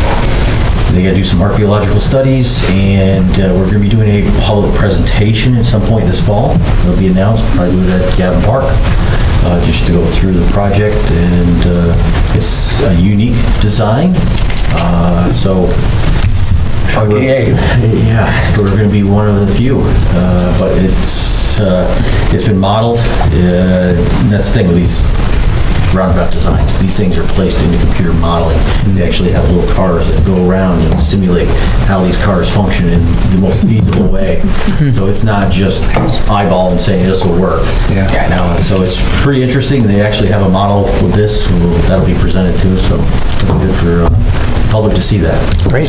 So it's 2 roundabouts that then are kind of, you show the audience? Traffic. I think it's Look like- traffic calming measures. It's like alien goggles. Can't take the first one too fast. All right, now, The traffic calming measures are in place coming into town roads. We'll find out. We'll have somebody look into that. awesome. right. Thank you. Nice job, Ryan. Great. Okay, the next item, our presenters aren't here. I think there was perhaps a misunderstanding, so we'll skip that. The last item is committee reports.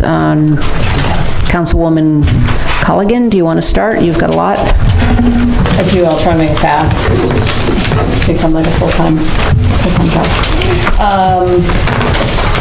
In talking to the park at our commission meeting, Ross was bringing in a magic show into either the large pavilion or into the gymnasium.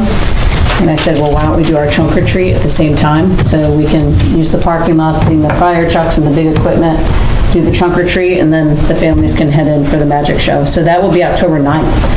Nice and early, so it won't conflict with a lot of family schedules or anybody else's trunk or treats. We'll get it in and out. Sue's working on that. She's got a long list of invitees for there. The Veterans Walk, for lack of a better word. So what it is, it's like saluting our hometown heroes. So it's basically, you guys have all driven through like towns, municipalities with the hometown hero flags. So we are working on this. We're hoping to have a flyer and collect information actually in the fall, winter newsletter. And then we'll put more on the website. Do need to get, we were hoping we could get either a town or get permission to get a Google email address specifically for this project so that it doesn't get lost in anybody's personal emails. We can sell Because if it comes to mine, I don't want to miss anybody. So if we can set that up, that would be great.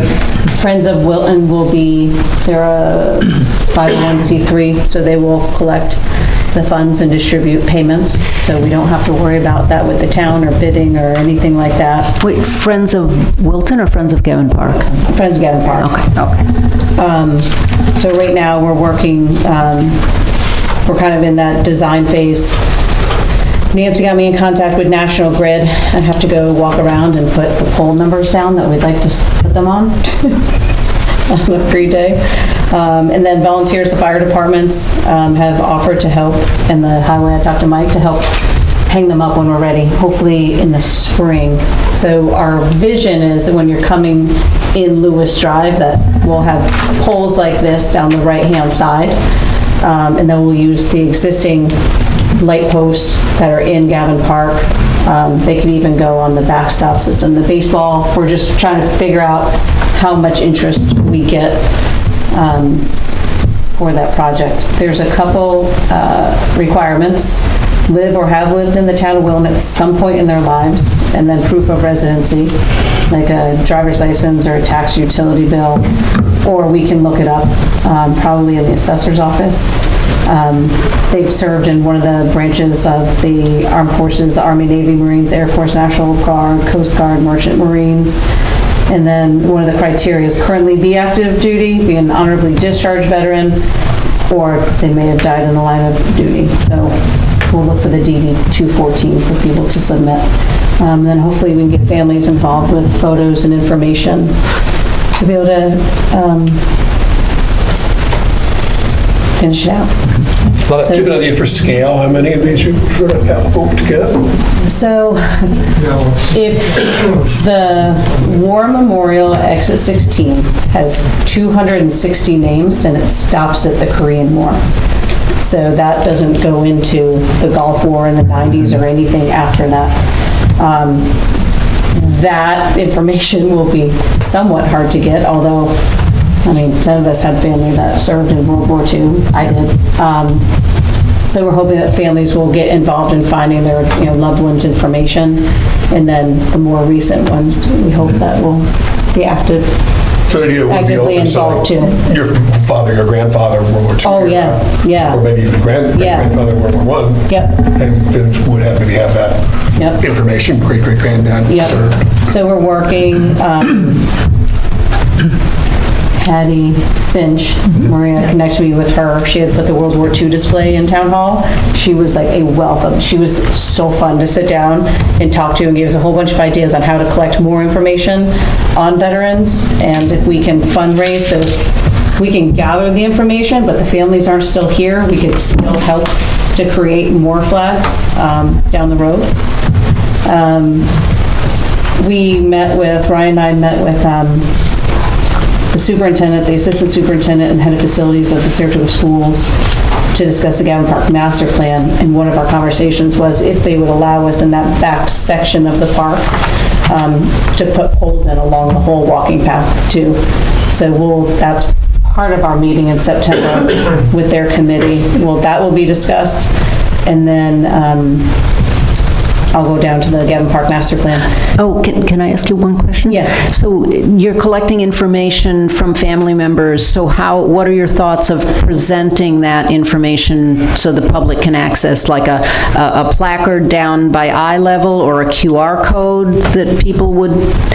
Yeah, I didn't have time I sent them the Sue, but only at like 4:30. There was no time to print. I was gonna have you guys be able to look at that. So it'll be a QR for like name, service, and then what information that they would need to send in to us to qualify for it. No, I was saying when you collect that information, what are your thoughts of displaying it? Because you're gonna have a flag at the top of a pole, and then where are you gonna? They're on the flag. All the information is on the flag. Got it. Yes. Okay. Yes. They're common. Yes. Yeah. Yeah, So it's you can not drive like profile Waterford or, yeah. Sorry. Ranks or whatever. Yeah, Amsterdam has them. There's a lot. Once the committee, we started this, everyone has been taking pictures while they've been driving. They actually have these in Crossgates Mall as part of the Gilderland Chamber of Commerce. So people have found some interesting ways that don't have it downtown on how to display them, so.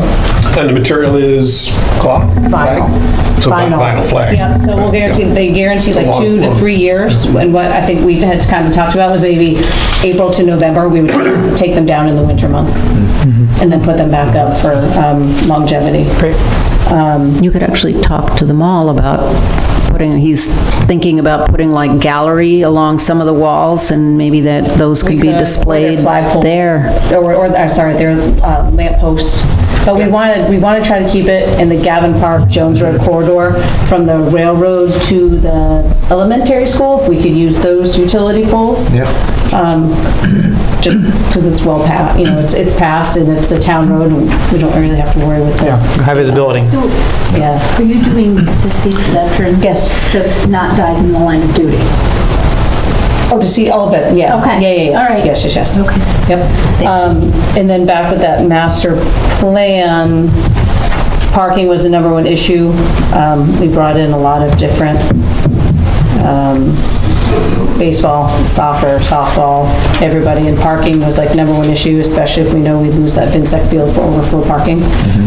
We did talk about scaling down the size of some of the tournaments, but most of the parking for expansion is in the back lot and on the school district property. They were all for expanding the parking and the roadway, but obviously it's not just their decision, so that will also come up in our conversation with their building committee in September.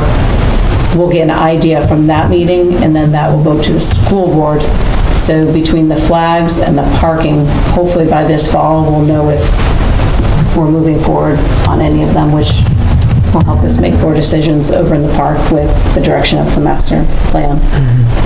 And then the last thing, I'm sorry I'm taking so long, this Simba for trail parking. Joe's not here anymore. The parcel that we're talking about, this is Forest Grove. This is the 400 acres that's dedicated to the town. It's this 45 acres that is also town property. Not this little bit. So a continuation of the trails. And, So it's on the, it butts Scout Road, at the very end of Scout, the northern side of Scout going up. Yeah, so it'd connect more to the north, but it's a nice parcel. We all walked it one day to put in more paths and maybe, I don't know, people that are more like aggressive riders. Or off-roading. Mountain bikes. More sort of like, like mountain biking. So Simba also does the graphite. They're stewards of the graphite range. So they do all the mapping, flagging, clearing, and maintaining of it. As long as all we have to do is kind of put up their sign that they're the stewards of it. They are asking if we could do a $1,500 to a $2,000 grant for supplies for all the clearing of the trails, and that's all we would have to do. So we're working on that too. Great. And I'm sorry, I'm new here. SMBA, Simba? Saratoga Mountain Biking Association. Of course. Yes. I could have figured that out. That's all right. That's right. And just so everybody knows, there's already, there will be a trailhead parking for this property already. For like 7 with Forest Grove. There's already 7 cars parking there. So it's already in the plan. So really all we have to do is just clear the trails, and there's a nice pond back there. You can put a bench next to it. So I'm done. Sorry, it took a long time. Councilman Keneally. Okay, there's been a change in leadership of the alternate transportation committee. Former chairman Deary has decided to step back a little bit, and I thank him very much for getting us up and running and getting some things accomplished. Joanne Klepetar has been very kind to stand in and become our new chairman. We had nothing really to do yet, but I guess we'd like to offer our help any way we can in creating a multi-use path code for the town. Wonderful. So point us in that direction. We'll try and chase it down. Great. We did have at our current meeting, most recent meeting, a very great guest from, I think is Scott from Boston Spa? Scott Miller. Scott Miller? I don't know where he lives. No, Scott Miller is very involved at the county level with trails and multi-use paths and that sort of thing, and has been involved in the past with National Grid. Mr. Deloria had put us onto this idea that it's, in theory, possible to create paths in the National Grid right away, so sort of under their power lines, of which they have a vast amount.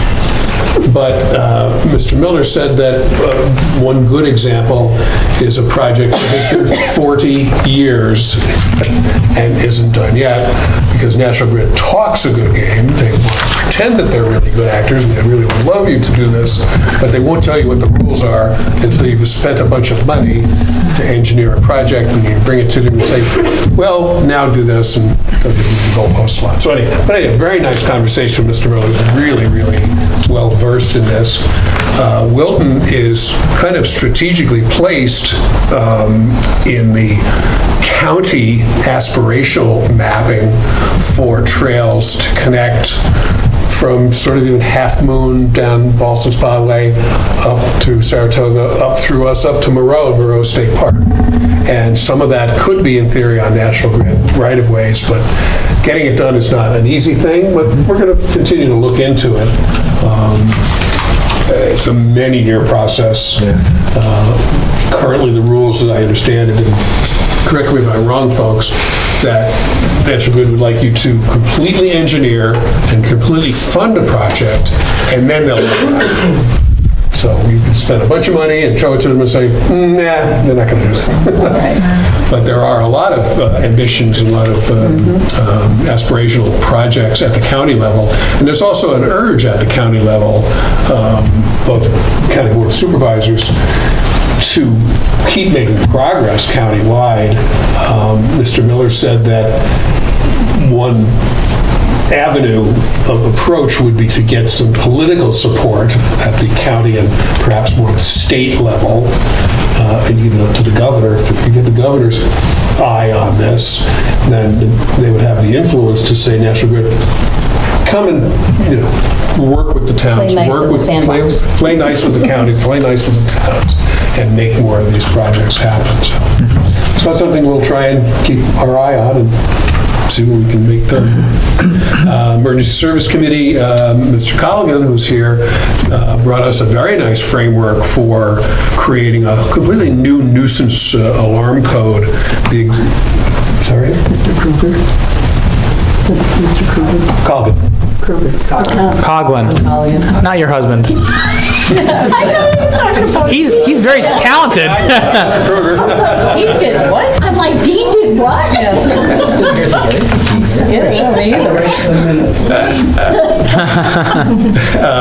Our current false alarm code is very outdated, like 34 years outdated. So you were able to create for us a framework for what should be considered in a complete new nuisance alarm code, which the firemen really would like to see because it affects them quite a lot. It's an issue, mostly commercial, business issue that the businesses just don't get it right or don't maintain it, or and it's an alarm, and so they have to treat every alarm out of the actual true emergency. They can't just say, yeah, we've been there 3 times this week, we're not going the 4th time. So there was some initial work done in the past. I think Mr. Mikens had taken the existing code and just done a red line and change, and ideally to do it through upping the fees as a way to discourage bad actors. But it's a little more complicated than that, and we have an opportunity to do that as well, but to make it a better language, more structured language, and a better system of better protocols for, as town code, to hopefully relieve this. It's a nuisance, bad use of fire department resources. Right. And these are volunteer fire departments, so these are... It's also an issue, but not as serious, but it's a little bit of an issue for the emergency services, the ambulance corps, that there are medical alert issues. So we'll be working on that moving forward. There was also a discussion from the floor that there's a deficit when it comes to incident response, that as long as the firemen are on site, they control the incident. And John, you can speak to this, that there's at some point they have to hand it over to code enforcement, zoning enforcement, to say, okay, we're going to condemn this property, or we're going to do this, or I'm kind of learning all this new to me. but that there's a deficit currently for response at that level from the town, so. Well, we're down 2 code enforcement people, but go ahead, John. Right, I mean, I'm on call when the fire department has an issue. At commercial fires. All fires. Yeah, all fires, it's commercial, residential, any type of, you know, there has to be a determination made whether or not, you know, can these, if it's a home residence, can they reoccupy? Can they stay in the home? Can they keep the business open? You know, what has to be done in order to keep the business open? I mean, so, you know, they're not capable or able to make those determinations. Yeah, you have that authority. And I'm the one that has to do it. I'm the only one. So, you know, 2, 3 o'clock in the morning, I get called out, or I'm not available, I'm on vacation, or whatever. There's a lack of people. So we're working on getting more people, obviously, and But also looking at doing short-term fixes to see about bringing folks, putting them on a roster for, on a schedule to accept this responsibility.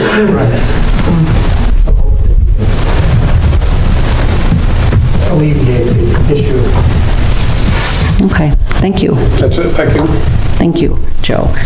Connor, zoning, code and zoning revision? So we have been trudging along on a lighting code, and it took the entire balance of our last meeting, and we're still not done, but we're going to finish on Monday. That is my report. Thank you. The time of Yeah. Comptroller's report, Maria? Yes. Wait, did you want to show the flag? What's that? Oh, I'm sorry. Sheep here flag? Did you have any? Oh, well, I just minutes ago sent a image of the draft sign for the Roy McDonald Veterans Fishing Park. But it came out pretty nice. So I'll find out tomorrow just how long it'll take to get manufactured and sent to us. We did have, when we had that deluge of a couple of, you know, rainy days. Is that something you're ordering, Ray, or am I getting that sign? I'll take care of it. Oh, okay. Yeah. I thought that you wanted me to get it. No. I already ordered the other one you sent me. Oh, did you? Yeah, you sent me the pictures and said, can we get signs like this double-sided, and I sent you the proof. Well, the first proof I saw was today. And Yeah, I sent it to you again today, yeah. I didn't see a proof before. Yeah, it's not done. It was a proof that she had. It was a computer generated. Oh, okay, yeah. So I'll just cancel that. Oh, yes, cancel that one. All right, so don't reorder. Yes. Okay. Yeah. And, yeah, we're looking at 2 different vendors doing the sign.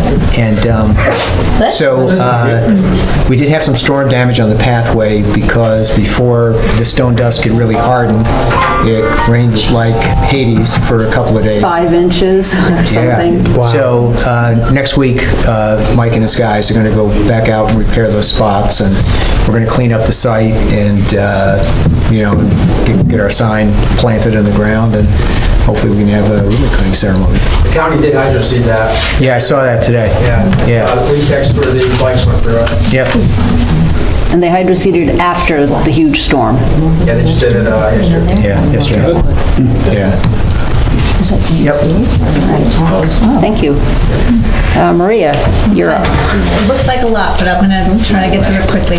So the first category is our budget transfers, and there's surplus in the E road maintenance budget that won't be used to the tune of about $114,000. So Mike has requested that the surplus is allocated instead to Meditation Way for the blacktop in the tune of $50,000, and then also for highway machinery, auto supplies, and repair for $40,000. So that is our budget transfer section of the report. Make a motion to approve the budget transfers. I'll second. And all in favor? Aye. Aye. Any opposed or abstentions?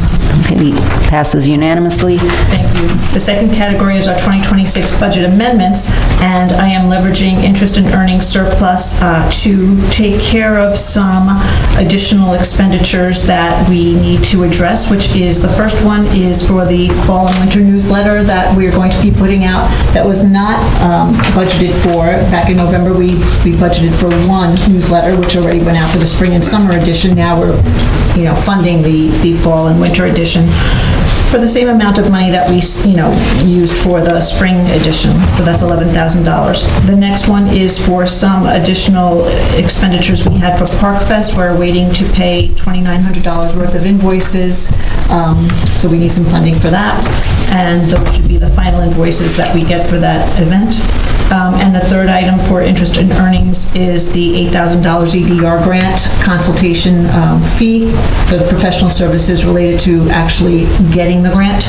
That's $8,000. The next one that we're using interest and earnings for goes with item 5, they're together.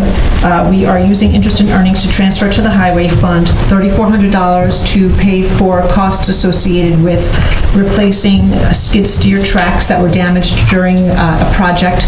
And so we're using that to transfer to the highway fund, and the highway fund will increase its allocation for the repairs. So that's items 4 and 5. Item 6 is using the insurance recoveries that we received from our insurance company for the Permith Mountain Road guardrails a few months ago. And we're going to increase the budget for our highway machinery, automotive supplies, and repair line for that same amount of money.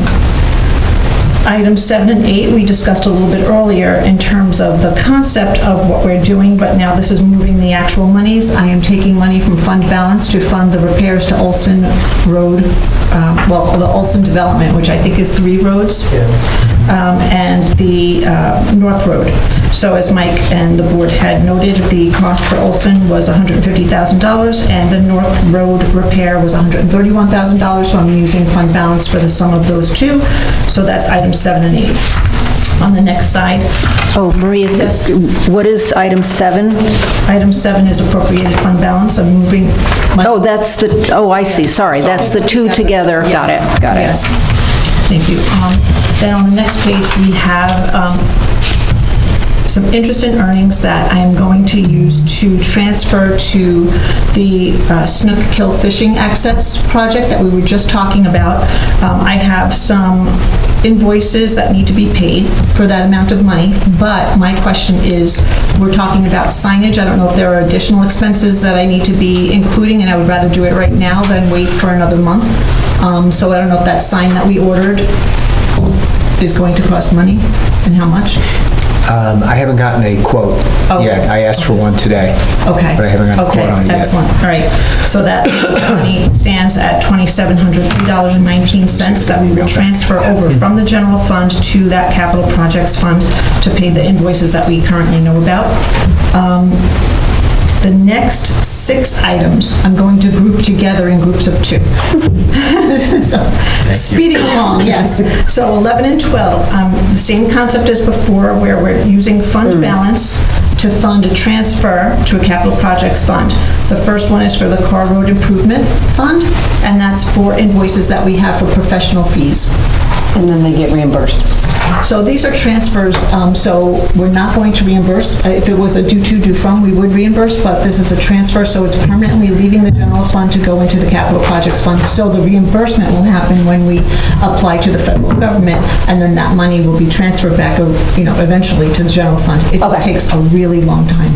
Yes, but we will recoup that, is my point. Eventually, yes, 80% of that will come back to the general fund. Okay, yes. thank you. Thank you.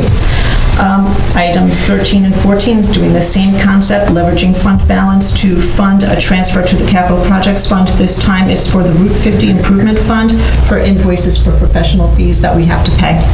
And then items 15 and 16, doing the same exact thing, using fund balance to transfer to the capital projects fund and funding professional fees expenditures, for this time the Loudon Road culvert. Okay, so I'm going to request a motion to approve. I'll make that motion. Second. Okay, all in favor? Aye. Any opposed or abstentions?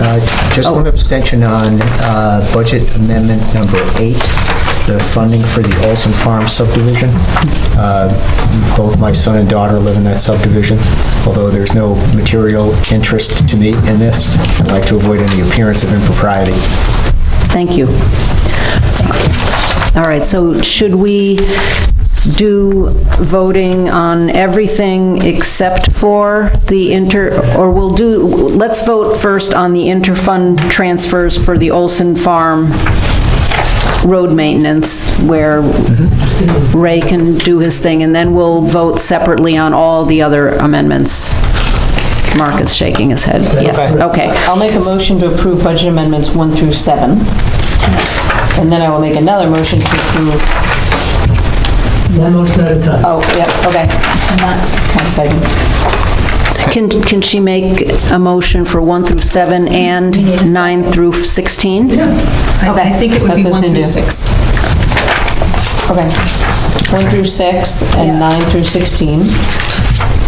Second? All in favor? Aye. Aye. Anyone opposed or abstaining? Okay. Now I'll make Passes another unanimous. motion to approve budget amendments 7 and 8. Second? All in favor? Aye. Any recusals Abstain. or abstentions? Okay, and one abstention. Thank you. Okay. Then our last item is for personnel. Scott Harrington, who is our former building maintenance supervisor, has retired effective July 27th. The second item is Roy Vanderbogart is available for promotion to facilities maintenance supervisor to fill that vacancy, and if so approved, Roy's hourly rate would be $37 an hour. And then lastly, Sue Baldwin, our town clerk, is requesting to attend the New York State Tax Collectors Association Regional Training in Austining, New York on September 12th and 13th, and since the trip entails overnight travel, it requires board approval. I'll make a motion. Oh, 1 second. I just wanted to clarify the starting date for Roy's increase in salary. Okay, so that would be July 28th, like the next day after Scott's leaving. So this way we always have one supervisor. Okay. So I'll make a motion to approve personnel matters B and C, and regret the fact that Scott has retired. I'll second. And he left before we could say that. No. You really retired. All in favor with regrets about Scott? All in favor? Aye. Any abstentions or declensions? Okay, passes unanimously. Okay. Now, I'm going to request for a motion to go into executive session. Don't let me. I can't get a word in edgewise, taking the motion, the second motion. Please. I'll second. I'll second. I'll make a motion to go into executive session for the medical, financial, credit, or employment history of a particular person, corporation, or matters leading to the appointment, employment, promotion, demotion, discipline, suspension, dismissal, or removal of a particular person or corporation. We left you the hard stuff. And second? Second. And all in favor? Aye. Anyone abstaining or in opposition? All right, motion passes. So people in the audience, We'll be back. we'll be back, but May not might be before take- midnight. Oh my God. might take a little bit. It turned into like Criminal Minds at the end, and I was like, it was so disturbing, but I had to. Yeah, I'll make a motion to resume the general meeting. I went to bed. Second. I was stressed about it.